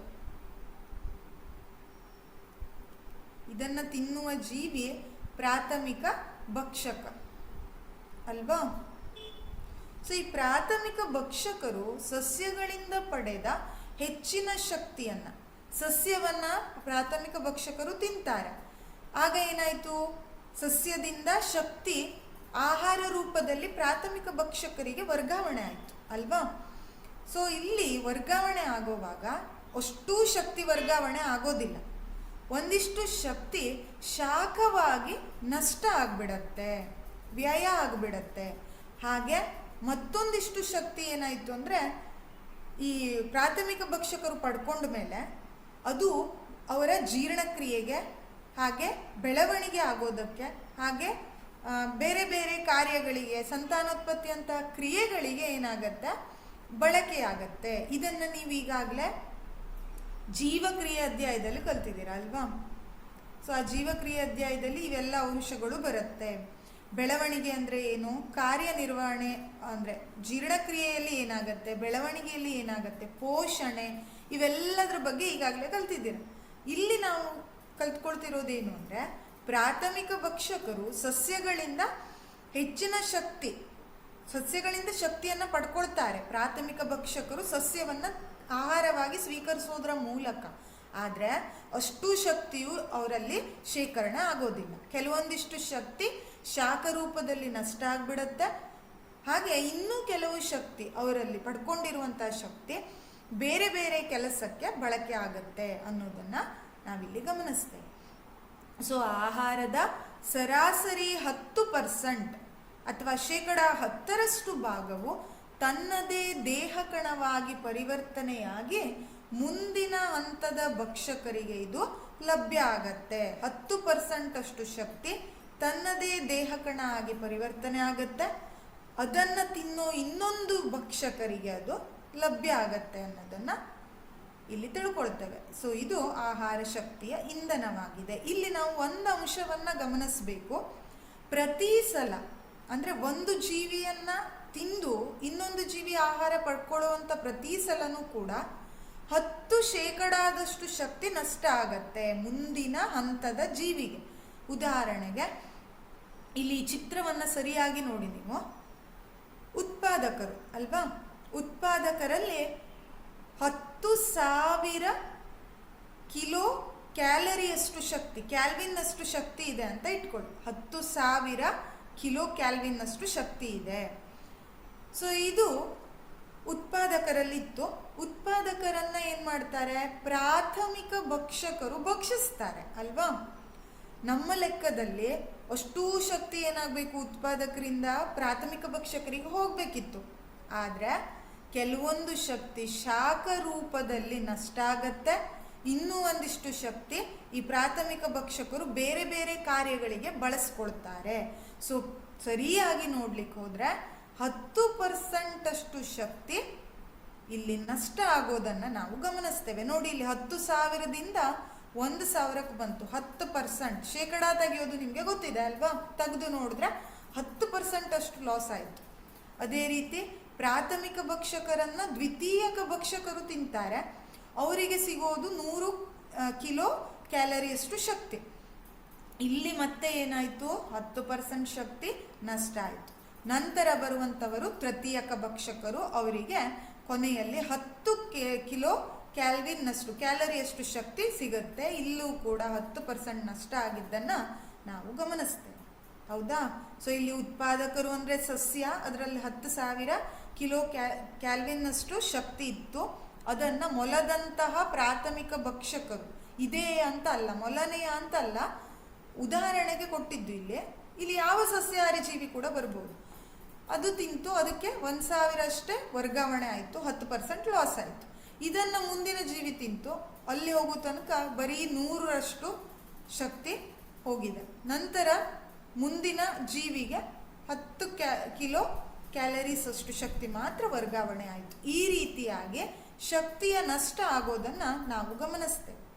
ಉತ್ಪಾದಕರಿಂದ ಪ್ರಾಥಮಿಕ ಭಕ್ಷಕರಿಗೆ ಬರುವಾಗ 10%, ಪ್ರಾಥಮಿಕರಿಂದ ದ್ವಿತೀಯಕಕ್ಕೆ ಬರುವಾಗ 10%, ದ್ವಿತೀಯಕರಿಂದ ತೃತೀಯಕಕ್ಕೆ ಬರುವಾಗ 10%, ತೃತೀಯಕರಿಂದ ಮುಂದೆ ಏನಾದರೂ ಚತುರ್ಥಕರು ಇದ್ದಿದ್ರೆ ಅವರಿಗೆ ಹೋಗುವಾಗ ಮತ್ತೆ 10% ಶಕ್ತಿ ನಷ್ಟ ಆಗ್ತದೆ. ಈ ರೀತಿಯಾಗಿ ಆಹಾರ ಶಕ್ತಿಯ ಇಂಧನ ಆಗಿದೆ. ಹಾಗೆ ಬೇರೆ ಬೇರೆ ಹಂತಗಳು ಕಳೀತಾ ಹೋದಂಗೆ ಶಕ್ತಿಯ ನಷ್ಟ ಆಗತ್ತೆ ಶಾಖ ರೂಪದಲ್ಲಿ ಅನ್ನೋದನ್ನ ನಾವಿಲ್ಲಿ ತಿಳ್ಕೊಳ್ತೇವೆ. ನಂತರ ಆಹಾರ ಜಾಲದ ಬಗ್ಗೆ ಮತ್ತೊಂದು ಸ್ವಲ್ಪ ತಿಳ್ಕೊಳ್ಳೋಣ. ಆಹಾರ ಸರಪಳಿಯ ಉದ್ದ ಮತ್ತು ಸಂಕೀರ್ಣತೆಯಲ್ಲಿ ಸಾಕಷ್ಟು ವ್ಯತ್ಯಾಸವನ್ನು ನಾವು ಕಾಣ್ತೇವೆ. ಆಹಾರ ಸರಪಳಿಯ ಉದ್ದ ಮತ್ತು ಸಂಕೀರ್ಣತೆಯಲ್ಲಿ ವ್ಯತ್ಯಾಸ ಅಂದರೆ ಅರ್ಥ, ಒಂದು ಜೀವಿಯನ್ನು ಒಂದೇ ಜೀವಿ ತಿನ್ನಬೇಕು ಅನ್ನೋ ರೂಲ್ಸ್ ಇಲ್ಲ. ಆ ಜೀವಿಯನ್ನು ಎಷ್ಟು ಜೀವಿ ಬೇಕಾದರೂ ಆಹಾರವಾಗಿ ಅವಲಂಬನೆ ಮಾಡ್ಕೊಂಡು ಇರಬಹುದು. ಉದಾಹರಣೆಗಾಗಿ ಕಪ್ಪೆ, ಹೌದಾ, ಇಲ್ಲಿ ಒಂದು ಕಪ್ಪೆ ಇದೆ, ಇದು ಸಸ್ಯವನ್ನು ತಿಂದು ಜೀವಿಸ್ತು ಅಂತ ಇಟ್ಕೊಳ್ಳಿ. ಈ ಕಪ್ಪೆಯನ್ನು ಆಹಾರವಾಗಿ ಪಕ್ಷಿಯೂ ತಿನ್ನುತ್ತೆ, ಹಾಗೆ ಅದರ ಜೊತೆ ಹಾವು ಕೂಡ ತಿನ್ನುತ್ತೆ ಅಲ್ವಾ. ಸೊ ಇಲ್ಲಿ ಏನಾಯಿತು, ಒಂದು ಜೀವಿಯನ್ನು ಆಹಾರವಾಗಿ ಬರೀ ಒಂದೇ ಜೀವಿ ಅವಲಂಬನೆ ಮಾಡ್ಕೊಂಡಿಲ್ಲ. ಹಾಗಾದರೆ ಆಹಾರ ಸರಪಳಿಯ ಉದ್ದ ಮತ್ತು ಸಂಕೀರ್ಣತೆಯಲ್ಲಿ ವ್ಯತ್ಯಾಸವನ್ನು ನಾವು ಕಾಣ್ತೇವೆ. ಕೆಲವೊಂದರಲ್ಲಿ ಒಂದು ಜೀವಿಯನ್ನು ಒಂದೇ ಅವಲಂಬಿಸ್ಕೊಂಡು ಇರಬಹುದು. ಅದಕ್ಕಾಗಿ ಉದ್ದ ಹಾಗೂ ಸಂಕೀರ್ಣತೆಯಲ್ಲಿ ವ್ಯತ್ಯಾಸಗಳು ಉಂಟಾಗತ್ತೆ. ಪ್ರತಿಯೊಂದು ಜೀವಿಯು ಹೆಚ್ಚು ಜೀವಿಗಳಿಂದ ತಿನ್ನಲ್ಪಡುವ ಅಥವಾ ಎರಡು ಅಥವಾ ಅನೇಕ ಜೀವಿಗಳಿಂದ ತಿನ್ನಲ್ಪಡತ್ತೆ. ಪ್ರತಿಯೊಂದು ಜೀವಿ ಹೆಚ್ಚೆಚ್ಚು ಜೀವಿಯಿಂದ ಅಥವಾ ಎರಡು ಅಥವಾ ಅದಕ್ಕಿಂತ ಹೆಚ್ಚು ಜೀವಿಯಿಂದನೂ ತಿನ್ನಲ್ಪಡುತ್ತೆ. ಈಗ ಉದಾಹರಣೆ ಕೊಟ್ಟೆ, ಕಪ್ಪೆಯನ್ನ ಪಕ್ಷಿ ತಿಂತು, ಜೊತೆಗೆ ಹಾವು ಕೂಡ ಅದನ್ನು ಆಹಾರವಾಗಿ ಬಳಸ್ಕೊಳ್ಳುತ್ತೆ. ಈ ರೀತಿ, ಹೌದಾ. ಇಲ್ಲಿ ನಾವೇನು ನೋಡ್ತೇವೆ ಅಂದರೆ, ಒಂದು ಜೀವಿ ಇನ್ನೊಂದು ಜೀವಿಯನ್ನು ತಿನ್ನೋದ್ರಿಂದ ಆಹಾರ ಶಕ್ತಿ ವರ್ಗಾವಣೆ ಆಯಿತು, ಶಕ್ತಿಯ ಹರಿವು ಏಕಮುಖ ಆಗಿರುತ್ತೆ. ಜೀವಿಯನ್ನು ತಿನ್ನೋದ್ರಿಂದ ಶಕ್ತಿ ಸಿಗ್ತಾ ಹೋಗುತ್ತೆ ಇಲ್ಲಿ. ಆದರೆ ಪ್ರತಿಯೊಂದು ಹಂತದಿಂದ ಮುಂದಿನ ಹಂತಕ್ಕೆ ಶಕ್ತಿ ಎಷ್ಟು ವರ್ಗಾವಣೆ ಆಯಿತು ಅಂತ ಕೇಳಿದ್ರೆ ಅಲ್ಲಿ ಒಂದಿಷ್ಟು ಶಕ್ತಿ ನಷ್ಟ ಆಗೋದನ್ನು ನಾವು ಗಮನಿಸ್ತೇವೆ. ಸೊ ಶಕ್ತಿಯ ಹರಿವು ಏಕಮುಖ ಆದರೂ ಕೂಡ ಪ್ರತಿಯೊಂದು ಹಂತದಿಂದ ಮುಂದಿನ ಹಂತಕ್ಕೆ ಶಕ್ತಿ ವರ್ಗಾವಣೆ ಆದಾಗ ನಷ್ಟ ಆಗೋ ಕಾರಣ ಕ್ರಮೇಣ ಶಕ್ತಿಯ ಪ್ರಮಾಣ ಮೇಲಿನ ಪೋಷಣಾಸ್ತರಕ್ಕೆ ಹೋದಂತೆ ಕಡಿಮೆ ಆಗ್ತಾ ಹೋಗುತ್ತೆ. ಆಗ್ಲೇ ನೋಡಿದ್ವಿ, ಉತ್ಪಾದಕರಿಂದ ಹಂತವನ್ನ ದಾಟ್ಕೊಂಡು ಪ್ರಾಥಮಿಕ, ದ್ವಿತೀಯಕ, ತೃತೀಯಕಕ್ಕೆ ಬರುವಾಗ 10,000 ಕಿಲೋ ಕ್ಯಾಲರಿಯಷ್ಟು ಶಕ್ತಿ, ಕ್ಯಾಲ್ವಿನ್ನಷ್ಟು ಶಕ್ತಿ ಲಾಸ್ಟಲ್ಲಿ 10 ಕಿಲೋ ಕ್ಯಾಲರಿಗೆ ಬಂದಿದ್ದನ್ನು ನಾವು ನೋಡಿದ್ದೇವೆ ಅಲ್ವಾ. ಇದೇನನ್ನ ತೋರಿಸುತ್ತೆ ಅಂದರೆ, ಪ್ರತಿಯೊಂದು ಹಂತದಿಂದ ಮುಂದಿನ ಹಂತಕ್ಕೆ ಶಕ್ತಿಯ ವರ್ಗಾವಣೆ ಆಗುವಾಗ ಅಲ್ಲಿ ನಷ್ಟ ಆಗತ್ತೆ ಅನ್ನೋದನ್ನು ಇಲ್ಲಿ ನಾವು ನೇರವಾಗಿ ಗಮನಿಸ್ತೇವೆ. ಸೊ ಅದಷ್ಟು ಆಹಾರ ಜಾಲ ಹಾಗೂ ಆಹಾರ ಸರಪಳಿಯ ಬಗ್ಗೆ ಆಯಿತು. ನಂತರ ಜೈವಿಕ ಸಂವರ್ಧನೆ. ಜೈವಿಕ ಸಂವರ್ಧನೆ ಅಂದರೆ ಏನು ಅಂದರೆ, ಕೆಲವೊಂದಿಷ್ಟು ನಾವು ಮಾಡುವಂತಹ ಕೆಲಸಗಳಿಂದ ರಾಸಾಯನಿಕಗಳು ಅಥವಾ ಹಾನಿಕಾರಕಗಳು ನಮ್ಮ ದೇಹವನ್ನು ಪ್ರವೇಶ ಮಾಡುತ್ತೆ. ಅದು ಒಂದು ಜೀವಿ ಇನ್ನೊಂದು ಜೀವಿಯನ್ನು ತಿನ್ನೋದ್ರಿಂದ ಅದಕ್ಕೆ ವರ್ಗಾವಣೆ ಆಗ್ತಾ ಹೋಗುತ್ತೆ. ಈ ರೀತಿಯಾಗಿ ಅದು ಹೆಚ್ಚಾಗ್ತಾ ಹೋಗೋದನ್ನು ಜೈವಿಕ ಸಂವರ್ಧನೆ ಅಂತ ಕರೀತೇವೆ. ಆಹಾರ ಸರಪಳಿಯ ಮೂಲಕ ಸಾಕಷ್ಟು ಹಾನಿಕಾರಕಗಳು ನಮ್ಮ ದೇಹವನ್ನು ಪ್ರವೇಶ ಮಾಡುತ್ತೆ. ಉದಾಹರಣೆಗೆ DDT ಅಂತಹ ಹಲವಾರು ರಾಸಾಯನಿಕಗಳನ್ನು ನಾವು ಬಳಸ್ತೇವೆ. ಗಿಡಗಳು ಕೀಟನಾಶಕಗಳಿಂದ ರಕ್ಷಣೆ ಹೊಂದಬೇಕು ಅಂತೇಳಿ ಏನು ಮಾಡ್ತೀರಾ, ಕೀಟನಾಶಕಗಳಿಂದ ಗಿಡಕ್ಕೆ ಮುಕ್ತಿಯನ್ನು ಕೊಡಿಸೋದಕ್ಕೆ ಹಲವಾರು ರಾಸಾಯನಿಕವನ್ನು ಗಿಡಕ್ಕೆ ಸಿಂಪಡಿಸ್ತೇವೆ. ಹಾಗಾದ್ರೆ ಏನಾಯಿತು, ಅದು ಸಸ್ಯಕ್ಕೆ ಹೋಯಿತು. ಆ ಸಸ್ಯವನ್ನು ನೇರವಾಗಿ ತಿನ್ನೋ ಜೀವಿಯ ದೇಹವನ್ನು ಸೇರ್ಕೊಳ್ತು, ಹಾಗೂ ಸೇರ್ಬೋದು. ಇಲ್ಲ ಅಂದರೆ ನೀರು ಹಾಕ್ತೇವೆ ನಾವು ಸಸ್ಯಕ್ಕೆ, ಹೌದಾ. ನೀರು ಹಾಕಿದಾಗ ನೀರಿನಲ್ಲಿ ತೊಳ್ಕೊಂಡು ಹೋಯ್ತು, ಅದು ಮಣ್ಣಿಗೆ ಸೇರ್ಕೊಳ್ತು. ಮಣ್ಣು ಏನಾಗುತ್ತೆ, ನೆಕ್ಸ್ಟ್ ಮಳೆ ಬಂದಾಗ ಕೊಚ್ಕೊಂಡು ಹೋಗುತ್ತೆ. ಕೊಚ್ಚಿಕೊಂಡು ಹೋದ ಅಥವಾ ಸವಕಳಿಯಾದ ಮಣ್ಣು ನೀರಿನ ಮೂಲವಾದ ನದಿಯನ್ನು, ಕೊಳವನ್ನು, ಸರೋವರವನ್ನು ಸೇರತ್ತೆ. ಅಲ್ಲಿ ನೀರು ಕುಡಿದು ಜೀವಿ ಬದುಕುತ್ತಲ್ವಾ. ನೀರನ್ನು ಸರೋವರಕ್ಕೆ ಒಂದು ಜೀವಿ ಕುಡಿಯಿತು ಅಂತಾದರೆ ಅದರಿಂದ ರಾಸಾಯನಿಕ ಆ ಜೀವಿ ಒಳಗೆ ಏನಾಯಿತು, ಸೇರ್ಕೊಳ್ಳುತ್ತೆ. ಈ ರೀತಿಯಾಗಿ ಬೇರೆ ಬೇರೆ ರೂಪಗಳಲ್ಲಿ ಏನಾಗುತ್ತೆ, ಇಲ್ಲಿ ಹಾನಿಕಾರಕಗಳು ಒಂದು ಜೀವಿಯಿಂದ ಇನ್ನೊಂದು ಜೀವಿಗೆ ದೇಹವನ್ನು ಪ್ರವೇಶ ಮಾಡೋದನ್ನ ಜೈವಿಕ ಸಂವರ್ಧನೆ ಅಂತ ಕರೀತಾರೆ. ಈ ರಾಸಾಯನಿಕಗಳು ವಿಘಟನೆ ಹೊಂದದೇ ಇರೋದೇ ಇದಕ್ಕೆಲ್ಲ ಕಾರಣ. ಅದಕ್ಕಾಗಿ ಹೇಳ್ತಾರೆ ಕೀಟನಾಶಕಗಳು, ರಾಸಾಯನಿಕಗಳು ಎಲ್ಲ ಜೀವಿಗಳಿಗೆ ಹೆಚ್ಚು ಅಪಾಯಕಾರಿ. ನಾವು ಪೇಟೆಯಿಂದ ಹಣ್ಣನ್ನು ತಂದು ತಿಂತೇವೆ ಅಲ್ವಾ, ಹಣ್ಣನ್ನು ಹೆಚ್ಚು ಸಲ ಎಷ್ಟು ತೊಳೆದ್ರೂ ಸಾಕಾಗೋದಿಲ್ಲ, ಚೆನ್ನಾಗಿ ತೊಳೆದು ತಿನ್ನಬೇಕು ಅಂತ ಹೇಳೋದು ಇದೇ ಕಾರಣಕ್ಕೆ. ರಾಸಾಯನಿಕವನ್ನು ಸಿಂಪಡಣೆ ಮಾಡಿರ್ತಾರೆ, ನೀವು ಏನಾದರೂ ಅದನ್ನು ಕ್ಲೀನಾಗಿ ತೊಳಿಲಿಲ್ಲ, ವಾಶ್ ಮಾಡದೆ ತಿಂದಿದ್ದೀರಾ ಅಂದರೆ ನಿಮ್ಮ ದೇಹದಲ್ಲಿ ಸೇರ್ಕೊಳ್ಳುತ್ತೆ. ಹೌದಾ? ಈ ರೀತಿಯಾಗಿ ಒಂದು ಜೀವಿ ಈಗ ಸಸ್ಯದಲ್ಲಿತ್ತು, ಸಸ್ಯವನ್ನು ತಿನ್ನು ಇನ್ನೊಂದು ಜೀವಿಗೆ ವರ್ಗಾವಣೆ ಆಯಿತು, ಆ ಜೀವಿಯನ್ನು ಮತ್ತೊಂದು ಜೀವಿ ತಿನ್ನುತ್ತೆ, ಆ ಜೀವಿಗೆ ಮತ್ತೆ ವರ್ಗಾವಣೆ ಆಯಿತು. ಈ ರೀತಿಯಾಗಿ ಕೊನೆಯಲ್ಲಿ ತಿನ್ನೋ ಜೀವಿಗೆ ಮ್ಯಾಕ್ಸಿಮಮ್ ಆಗಿ ಹೆಚ್ಚಿನ ಪ್ರಮಾಣದ ರಾಸಾಯನಿಕ ವರ್ಗಾವಣೆ ಆಗತ್ತೆ. ಸೊ ಪ್ರತಿ ಪೋಷಣಾ ಸ್ತರದಲ್ಲಿ ಸಂಗ್ರಹಿಸಲ್ಪಡುತ್ತೆ ಇದು. ಹಾಗೂ ಮಾನವ ಸರಪಳಿಯ ಆಹಾರ ಸರಪಳಿಯಲ್ಲಿ ಉನ್ನತ ಮಟ್ಟದಲ್ಲಿ ಇರ್ತಾನೆ. ನಮಗೆ ಗೊತ್ತಿದೆ ಮಾನವ ಶ್ರೇಷ್ಠ, ಉನ್ನತ ಮಟ್ಟದಲ್ಲಿ ಇರ್ತಾನೆ. ಮಾನವನ ಏನು ಮಾಡ್ತಾನೆ? ಸಸ್ಯ ತಿಂತಾನೆ, ಪ್ರಾಣಿಗಳನ್ನು ತಿಂತಾನೆ. ಆಗ ಏನಾಗುತ್ತೆ? ಸಸ್ಯದ ಮೂಲಕ ಬೇರೆ ಬೇರೆ ಪ್ರಾಣಿ ಅಥವಾ ಮಾಂಸಾಹಾರ ತಿನ್ನೋದ್ರಿಂದ ಅವುಗಳ ಮೂಲಕ ಏನಾಯಿತು? ಮನುಷ್ಯನ ದೇಹವನ್ನು ರಾಸಾಯನಿಕ ಸೇರ್ಕೊಂಡಿತು. ಸೊ ಕೊನೆಯದಾಗಿ ಹೆಚ್ಚಿನ ಪ್ರಮಾಣದಲ್ಲಿ ಮನುಷ್ಯನ ದೇಹದಲ್ಲೇ ಹೆಚ್ಚು ರಾಸಾಯನಿಕಗಳು ಸೇರ್ಕೊಳ್ಳುತ್ತೆ. ನಮ್ಮ ದೇಹದಲ್ಲಿ ಗರಿಷ್ಠ ಪ್ರಮಾಣದಲ್ಲಿ ಸಂಗ್ರಹ ಆಗ್ತಾ ಹೋಗುತ್ತೆ. ಈ ವಿದ್ಯಮಾನವನ್ನು ಜೈವಿಕ ಸಂವರ್ಧನೆ ಅಂತ ಕರೀತೇವೆ. ಸೊ ಆಹಾರಕ್ಕಾಗಿ ಒಂದು ಜೀವಿ ಇನ್ನೊಂದು ಜೀವಿಯನ್ನು ಅವಲಂಬಿಸ್ಕೊಂಡಿರುತ್ತೆ. ಆ ಆಹಾರ ಶಕ್ತಿ ವರ್ಗಾವಣೆ ಆಗ್ತಾ ಹೋದಂಗೆ ಈ ರಾಸಾಯನಿಕ ಅಥವಾ ಹಾನಿಕಾರಕಗಳು ಕೂಡ ವರ್ಗಾವಣೆ ಆಗ್ತಾ ಹೋಗಿ ಕೊನೆಯಲ್ಲಿ ಇರೋ ಜೀವಿಗೆ ಹೆಚ್ಚಿನ ಪ್ರಮಾಣದಲ್ಲಿ ಸಂಗ್ರಹ ಆಗತ್ತೆ ಅನ್ನೋದನ್ನು ಜೈವಿಕ ಸಂವರ್ಧನೆ ಅಂತ ಕರೀತೇವೆ. ಇದಿಷ್ಟು ಜೈವಿಕ ಸಂವರ್ಧನೆಯ ಬಗ್ಗೆ ಆಯಿತು. ನಂತರ ಓಝೋನ್ ಪದರ. ಓಝೋನ್ ಪದರ ಅಂದರೆ ಏನು, ಅದು ಹೇಗೆ ರೂಪುಗೊಳ್ಳುತ್ತೆ ಅನ್ನೋದನ್ನು ಮೊದಲು ನೋಡೋಣ. ಓಝೋನ್ ಅಥವಾ O3 ಅಂತ ಹೇಳ್ತೇವೆ. ಆಕ್ಸಿಜನ್, ಓ ಅಂದರೆ ಆಕ್ಸಿಜನ್ ಅಲ್ವಾ. ಓಝೋನ್ ಅಥವಾ O3 ಎಂಬುದು ಆಕ್ಸಿಜನ್ನ 3 ಪರಮಾಣುಗಳ ಸಂಯೋಜನೆಯಿಂದ ಉಂಟಾದ ಅಣು ಆಗಿದೆ. ಓಝೋನನ್ನು O3 ಅಂತ ಬರಿತೇವೆ, ರಾಸಾಯನಿಕ ಸೂತ್ರ. ಓಝೋನ್ ಒಂದು ಪದರ, ಇದು ಒಂದು ಪದರದಂತೆ ಇರುತ್ತೆ. ಇದರ ಪ್ರಮುಖ ಕಾರ್ಯ ಏನು ಅಂದರೆ, ಈಗ ನಮ್ಮ ಸೂರ್ಯನಿಂದ ಹಲವಾರು ವಿಕಿರಣಗಳು ಬರುತ್ತೆ, ಹೌದಾ. ಅದರಲ್ಲಿ ಒಂದಿಷ್ಟು ವಿಕಿರಣ ಅಥವಾ ಕಿರಣಗಳು ಅಪಾಯಕಾರಿ ಅಂತ ಹೇಳ್ತೇವೆ. ಸೊ ಅಪಾಯಕಾರಿ ಕಿರಣಗಳಲ್ಲಿ ನೇರಳಾತೀತ ಕಿರಣ ಕೂಡ ಒಂದು, ಅಥವಾ ಇದನ್ನು ಅಲ್ಟ್ರಾ ವೈಲೆಟ್ UV ಅಂತ ಕರಿತೇವೆ. ನೇರಳಾತೀತ ಕಿರಣ ಇದು ಅಪಾಯಕಾರಿ. ಈ ಸೂರ್ಯನಿಂದ ಬರುವ ನೇರಳಾತೀತ ಕಿರಣಗಳಂತಹ ಅಪಾಯಕಾರಿ ಕಿರಣಗಳಿಂದ ಓಝೋನ್ ಪದರವು ನಮ್ಮನ್ನು ರಕ್ಷಣೆ ಮಾಡುತ್ತೆ. ಸೊ ಈಗ ಓಝೋನ್ ಪದರ ಇರಲಿಲ್ಲ ಅಂದಿದ್ರೆ ಏನಾಗ್ತಿತ್ತು? ಹಾಗಾದರೆ ಸೂರ್ಯನಿಂದ ಬರುವ ಈ ನೇರಳಾತೀತ ವಿಕಿರಣ ಡೈರೆಕ್ಟಾಗಿ ನಮ್ಮ ದೇಹವನ್ನು ಅಥವಾ ನಮ್ಮ ಚರ್ಮಕ್ಕೆ ಬರ್ತಿತ್ತು. ಆ ಚರ್ಮದ ಏನಾಗ್ತಿತ್ತು? ಕ್ಯಾನ್ಸರ್ಗೆ ಕಾರಣ ಮಾಡ್ತಿತ್ತು. ನೇರಳಾತೀತ ಕಿರಣಗಳು ಹಾನಿಕಾರಕ ಆಗಿದ್ದು, ಇದು ಒಂದೊಮ್ಮೆ ಓಝೋನ್ ಪದರ ಇರಲಿಲ್ಲ ಅಂದಿದ್ರೆ ಮನುಷ್ಯನಲ್ಲಿ ಚರ್ಮಕ್ಕೆ ನೇರವಾಗಿ ತಗಲಿ ಚರ್ಮದ ಕ್ಯಾನ್ಸರ್ಗೆ ಕಾರಣ ಆಗ್ತಿತ್ತು. ಸೊ ಈ ಅಪಾಯದಿಂದ ಓಝೋನ್ ಪದರ ನಮ್ಮನ್ನು ರಕ್ಷಣೆ ಮಾಡುತ್ತೆ. ಸೂರ್ಯನಿಂದ ಬರುವ ಅಪಾಯಕಾರಿ ಕಿರಣ ಆದ ನೇರಳಾತೀತ ಕಿರಣದಿಂದ ನಮ್ಮನ್ನು ರಕ್ಷಿಸುತ್ತೆ. ಹಾಗಾದರೆ ಓಝೋನ್ ವಾತಾವರಣದ ಉನ್ನತ ಸ್ತರದಲ್ಲಿ ನೇರಳಾತೀತ ವಿಕಿರಣ ಆಕ್ಸಿಜನ್ ಅಣುವಿನ ಜೊತೆ ವರ್ತಿಸಿ ಉಂಟಾಗತ್ತೆ. O2 ಆಕ್ಸಿಜನ್, ಹೌದಾ. O+O ಅಂತ ಬರೀತೇವೆ. So O2+O will give O3. O3 ಅನ್ನೋದು ಓಝೋನ್. ಸೊ ಇದು ಇದರ ಸಮೀಕರಣ. ಈ ರೀತಿಯಾಗಿ ಓಝೋನ್ ಪದರ ಅಂದರೆ ಏನು, ಇದು ಹೇಗೆ ರೂಪುಗೊಳ್ಳುತ್ತೆ, ಓಝೋನ್ ಪದರ ಇರಲಿಲ್ಲ ಅಂದರೆ ಏನಾಗ್ತಿತ್ತು. ಹಾಗೆ ಓಝೋನ್ ಪದರ ಇತ್ತೀಚಿನ ದಿನಗಳಲ್ಲಿ ಇದು ಶಿಥಿಲಗೊಳ್ತಾ ಇದೆ, ಅಂದರೆ ಇದರ ನಶಿಸ್ತಾ ಇದೆ, ಹಾಳಾಗ್ತಾ ಇದೆ.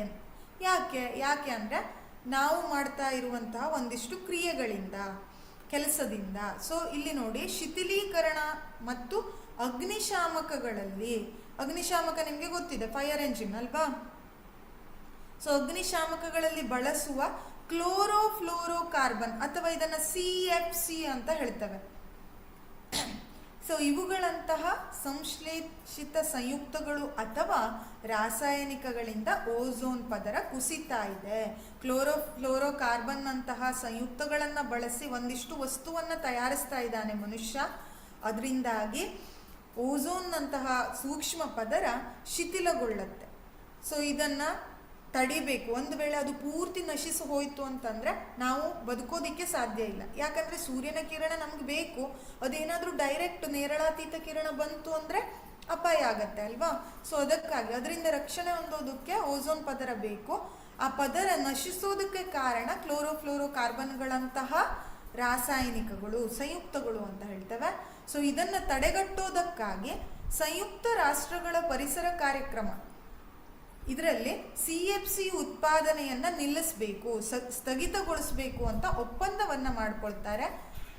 ಹಾಗಾಗಿ ಅವುಗಳಿಂದ ಮುಕ್ತವಾದ ರೆಫ್ರಿಜರೇಟರ್ಗಳ ತಯಾರಿಕೆ ಇಲ್ಲಿ ಕಂಪಲ್ಸರಿ ಆಗಿದೆ. ರೆಫ್ರಿಜರೇಟರ್ ಅಂದರೆ ಏನು? ಫ್ರಿಡ್ಜ್ ಅಂತ ಹೇಳ್ತೇವೆ ನಾವು ಅಲ್ವಾ. ಅಲ್ಲಿ ಕ್ಲೋರೋಫ್ಲೋರೋಕಾರ್ಬನ್ಗಳು ಇರ್ತಿತ್ತು ಅಂಶ.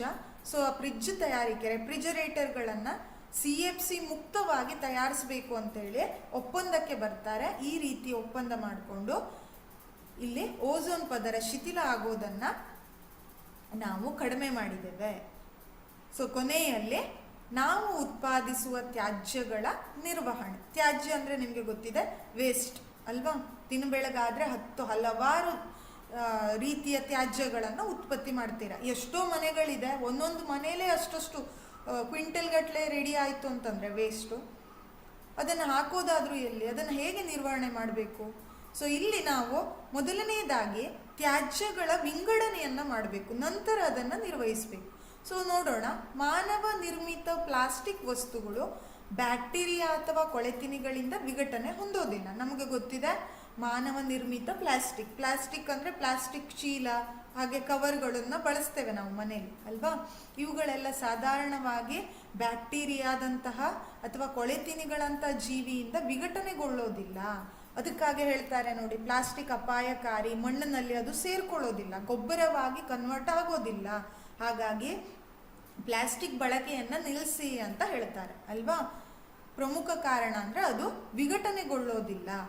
ಶಾಖ ಮತ್ತು ಒತ್ತಡದಂತಹ ಭೌತ ಪ್ರಕ್ರಿಯೆಗಳು ಇವುಗಳ ಮೇಲೆ ಪ್ರಭಾವ ಬೀರುತ್ತವೆ. ಆದರೂ ಕೂಡ ದೀರ್ಘಕಾಲದವರೆಗೆ ನಮ್ಮ ಪರಿಸರದಲ್ಲೇ ಉಳ್ಕೊಂಡು ಬಿಡುತ್ತೆ. ಪ್ಲಾಸ್ಟಿಕ್ ಇರ್ಬೋದು, ಹಾಗೆ ನೀವು ಇದನ್ನು ಹೇಳ್ತೇವೆ ಟೈರ್ ಅಂತ ಹೇಳ್ತೀರಾ ಹೌದಾ, ವೆಹಿಕಲ್ಗಳು ಅದಿರ್ಬೋದು, ಗಾಜಿನ ಐಟಮ್ಸ್ಗಳಿರ್ಬೋದು. ಇವೆಲ್ಲ ಏನಾಗುತ್ತೆ ಅಂದರೆ ಮಣ್ಣಿನಲ್ಲಿ ಸೇರೋದಿಲ್ಲ, ವಿಘಟನೆ ಆಗೋದಿಲ್ಲ. ಹಾಗಾಗಿ ದೀರ್ಘಕಾಲದವರೆಗೆ ಕೊನೆಯ ತನಕ ಪರಿಸರದಲ್ಲೇ ಹಾನಿಕಾರಕವಾಗಿ ಉಳ್ಕೊಳ್ಳುತ್ತೆ. ಜೈವಿಕ ಕ್ರಿಯೆಗಳಿಂದ ವಿಭಜಿಸಲ್ಪಡುವ ವಸ್ತುಗಳನ್ನು ಜೈವಿಕ ವಿಘಟನೆಗೆ ಒಳಗಾಗುವ ವಸ್ತುಗಳು ಅಂತ ಹೇಳ್ತೇವೆ. ಬಯೋಡಿಗ್ರೇಡೇಬಲ್, ನಾನ್ ಬಯೋಡಿಗ್ರೇಡೇಬಲ್ ಅಂತ ಹೇಳ್ತೇವೆ ಹೌದಾ. ಮಣ್ಣಿನೊಟ್ಟಿಗೆ ಸೇರಿ ವಿಭಜನೆಗೊಂಡು ವಿಘಟನೆ ಆಗಿ ಫಲವತ್ತತೆಯನ್ನು ಅಥವಾ ಮಣ್ಣನ್ನು ಸೇರ್ಕೊಳ್ಳುವಂಥ ವಸ್ತುಗಳು ಜೈವಿಕ ವಿಘಟನೆಗೆ ಒಳಗಾಗುವ ವಸ್ತು. ಉದಾಹರಣೆಗೆ ಹಲವಾರು ಉದಾಹರಣೆಯನ್ನು ಕೊಡ್ಬೋದು. ನೀವು ದಿನನಿತ್ಯ ಅಡುಗೆಗೆ ಬಳಸುವ ಒಂದಿಷ್ಟು ತರಕಾರಿ ಸಿಪ್ಪೆಗಳಿರ್ಬೋದು, ಅದೇ ರೀತಿ ಹಣ್ಣಿನ ಸಿಪ್ಪೆ, ಈ ರೀತಿ ಮಣ್ಣಿನಲ್ಲಿ ಯಾವ್ಯಾವುದು ಸೇರುತ್ತೋ ಅವೆಲ್ಲ ಜೈವಿಕ ವಿಘಟನೆ, ಮುಂದೆ ಗೊಬ್ಬರವಾಗಿ ಕನ್ವರ್ಟ್ ಆಗುತ್ತೆ. ಯಾವ ವಸ್ತುಗಳು ಜೈವಿಕ ಕ್ರಿಯೆಯಿಂದ ವಿಭಜನೆ ಹೊಂದೋದಿಲ್ಲ ಅಂಥವುಗಳನ್ನು ಜೈವಿಕ ವಿಘಟನೆ ಒಳಗಾಗದೇ ಇರುವ ವಸ್ತು ಅಂತ ಕರೀತೇವೆ. ಉದಾಹರಣೆಗೆ ಪ್ಲಾಸ್ಟಿಕ್, ಹಾಗೆ ಇದು ಟೈರ್ಗಳಂಥ ವಸ್ತು, ಹಾಗೆ ಗ್ಲಾಸಸ್ ಹೌದಾ, ಗಾಜಿನ ವಸ್ತು. ಇವು ಏನಾಗೋದಿಲ್ಲ, ಮಣ್ಣಿನಲ್ಲಿ ಸೇರೋದಿಲ್ಲ, ವಿಭಜನೆ ಹೊಂದೋದಿಲ್ಲ. ಇವುಗಳನ್ನು ಜೈವಿಕ ವಿಘಟನೆಗೆ ಒಳಗಾಗದೇ ಇರುವ ವಸ್ತು ಅಂತ ಹೇಳ್ತೇವೆ. ಈ ರೀತಿಯಾಗಿ ನಾವೇನು ಮಾಡಬೇಕು, ದಿನನಿತ್ಯ ತಯಾರಾದ ತ್ಯಾಜ್ಯಗಳನ್ನು ವಿಘಟನೆ ಮಾಡಬೇಕು ಫಸ್ಟು, ನಂತರ ಅವುಗಳ ನಿರ್ವಹಣೆಯನ್ನು ಹೇಗೆ ಮಾಡೋದು ಅಂದರೆ, ತ್ಯಾಜ್ಯಗಳನ್ನು ಪ್ರಥಮವಾಗಿ ಜೈವಿಕ ವಿಘಟನೀಯ ವಸ್ತು ಹಾಗೂ ವಿಘಟನೀಯವಲ್ಲದ ವಸ್ತುವಾಗಿ ವಿಂಗಡಿಸಬೇಕು, ಭಾಗ ಮಾಡಬೇಕು. ಹಸಿ ಕಸ, ಒಣ ಕಸ ಅಂತ ಹೇಳ್ತೇವೆ ಅಲ್ವಾ, ಅದನ್ನು ಬೇರೆ ಮಾಡಿ ಕಸದವರಿಗೆ ಕೊಡ್ತಾರೆ. ಹಸಿ ಕಸದಲ್ಲಿ ಬರುವಂತಹದ್ದು ಜೈವಿಕ ವಿಘಟನೆಗೆ ಒಳಗಾಗತ್ತೆ. ಒಣ ಕಸದಲ್ಲಿ ಪ್ಲಾಸ್ಟಿಕ್ ಇರ್ಬೋದು, ಹಾಗೆ ರಬ್ಬರ್ಗಳಿರ್ಬೋದು, ಆ ರೀತಿಯ ಅಂಶಗಳೆಲ್ಲ ಏನಾಗೋದಿಲ್ಲ, ಜೈವಿಕ ವಿಘಟನೆಗೆ ಒಳಗಾಗೋದಿಲ್ಲ. ಆ ವಸ್ತುಗಳನ್ನು ಮೊದಲು ವಿಂಗಡಿಸಿ ಬೇರೆ ಬೇರೆ ಮಾಡಬೇಕು. ನಂತರ ಜೈವಿಕ ವಿಘಟನೆಗೆ ಒಳಗಾಗೋ ವಸ್ತುವನ್ನು ಮಣ್ಣಿಗೆ ಬೆರೆಸಬಹುದು. ಬೆರೆಸೋದ್ರಿಂದ ಅದು ಗೊಬ್ಬರ ತಯಾರಿಕೆಗೆ ಸಹಾಯ ಮಾಡುತ್ತೆ. ಹಾಗೆ ಜೈವಿಕ ಇಂಧನಗಳ ತಯಾರಿಕೆಗೂ ಕೂಡ ಬಳಸ್ಕೊಂಡು ಮಣ್ಣಿನ ಫಲವತ್ತತೆಯನ್ನು ಹೆಚ್ಚಿಸುತ್ತೆ. ಜೈವಿಕ ವಿಘಟನೆಗೆ ಒಳಗಾಗದೇ ಇರೋ ವಸ್ತುವನ್ನು ಏನು ಮಾಡಬೇಕು ಹಾಗಾದರೆ? ಮೊದಲನೆಯದಾಗಿ ವಿಘಟನೆಗೊಳ್ಳದೇ ಇರುವಂಥ ವಸ್ತುಗಳನ್ನು ಬಳಸಲೇಬಾರದು, ಬಳಕೆಯನ್ನೇ ಕಡಿಮೆ ಮಾಡಬೇಕು. ಅದು ಉತ್ತಮ ಪರಿಹಾರ ಅಂತ ಹೇಳ್ತೇವೆ. ಏನೋ ಅಲ್ಪ ಸ್ವಲ್ಪ ಪ್ರಮಾಣದಲ್ಲಿ ಬಳಕೆ ಮಾಡಿದ್ದಿದ್ರೆ ಅದನ್ನು ನಾವು ಪುನರ್ಬಳಕೆ ಅಂದರೆ ರೀಸೈಕಲಿಂಗ್ ಮಾಡಿಕೊಳ್ಳೋ ಮೂಲಕ ನಿಯಂತ್ರಿಸಬಹುದು. ಇಲ್ಲ ಅಂದರೆ ಅವುಗಳ ನಿರ್ವಹಣೆಯನ್ನು ಸರಿಯಾಗಿ ಮಾಡಬೇಕು. ಕಂಡಲ್ಲಿ ಎಸಿಬಾರ್ದು, ಸರಿಯಾಗಿ ನಿರ್ವಹಣೆಯನ್ನು ಮಾಡಬೇಕು. ಈ ರೀತಿಯಾಗಿ ನಾವು ತ್ಯಾಜ್ಯಗಳನ್ನು ನಿರ್ವಹಣೆ ಮಾಡ್ತೇವೆ. ಸೊ ಇದಿಷ್ಟು ನಮ್ಮ ಪರಿಸರ ಅಧ್ಯಾಯದಲ್ಲಿ ನಾವಿವತ್ತು ಕಲ್ತ್ಕೊಂಡಿದ್ದೇವೆ. ಇಲ್ಲಿಗೆ ಈ ಅಧ್ಯಾಯ ಮುಗಿಯುತ್ತೆ. ಅತ್ಯಂತ ಸರಳವಾದ ಹಾಗೂ ಸುಲಭ ಅಧ್ಯಾಯ ಇದು. ಈ ಅಧ್ಯಾಯದಲ್ಲಿ ಪ್ರಮುಖವಾಗಿ ಏನೇನೆಲ್ಲ ಕಲ್ತ್ಕೊಂಡ್ವಿ ಹಾಗಾದ್ರೆ? ನಮ್ಮ ಪರಿಸರ ಅಂದರೆ ಏನು, ಪರಿಸರ ವ್ಯವಸ್ಥೆ ಅಂದರೆ ಏನು, ಪರಿಸರ ವ್ಯವಸ್ಥೆಯ ಘಟಕಗಳು ಯಾವ್ಯಾವುದು, ಹಾಗೆ ಇಲ್ಲಿ ನಾವು ಪ್ರಮುಖವಾಗಿ ಆ ಘಟಕ ಉತ್ಪಾದಕರು ಅಂದರೆ ಯಾರು, ಭಕ್ಷಕರು, ವಿಘಟಕರ ಬಗ್ಗೆ ತಿಳ್ಕೊಂಡಿದ್ದೇವೆ. ಅದೇ ರೀತಿ ಆಹಾರ ಜಾಲ, ಆಹಾರ ಸರಪಳಿಯ ಬಗ್ಗೆ ತಿಳ್ಕೊಂಡ್ವಿ. ನಂತರ ಓಝೋನ್ ಪದರದ ಬಗ್ಗೆ, ಆ ಪದರ ನಶಿಸೋದ್ರ ಬಗ್ಗೆ, ಆ ಪದರದ ಪ್ರಾಮುಖ್ಯತೆಯ ಬಗ್ಗೆ ತಿಳ್ಕೊಂಡ್ವಿ. ನಂತರ ಜೈವಿಕ ಸಂವರ್ಧನೆ ಅಂದರೆ ಏನು ಅಂತ ತಿಳ್ಕೊಂಡಿದ್ದೀರಾ. ಅದೇ ರೀತಿ ಪೋಷಣಾ ಸ್ತರಗಳ ಬಗ್ಗೆ ಕಲ್ತ್ಕೊಂಡಿದ್ದೇವೆ. ನಂತರ ಕೊನೆಯಲ್ಲಿ ತ್ಯಾಜ್ಯಗಳ ನಿರ್ವಹಣೆಯನ್ನು ಹೇಗೆ ಮಾಡಬೇಕು ಅನ್ನೋದನ್ನು ನಾವಿವತ್ತು ಕಲ್ತ್ಕೊಂಡಿದ್ದೇವೆ. ಹೌದಾ? ಸೊ ಇದಿಷ್ಟು ನಮ್ಮ ಪರಿಸರ ಅಧ್ಯಾಯದಲ್ಲಿ ಬರುವಂತಹ ಅಂಶಗಳು. ಇಲ್ಲಿಗೆ ಈ ಅಧ್ಯಾಯ ಮುಗಿಯುತ್ತೆ. ಮುಂದಿನ ಕ್ಲಾಸಲ್ಲಿ ಬೇರೆ ಅಧ್ಯಾಯದೊಂದಿಗೆ ಸಿಗೋಣ.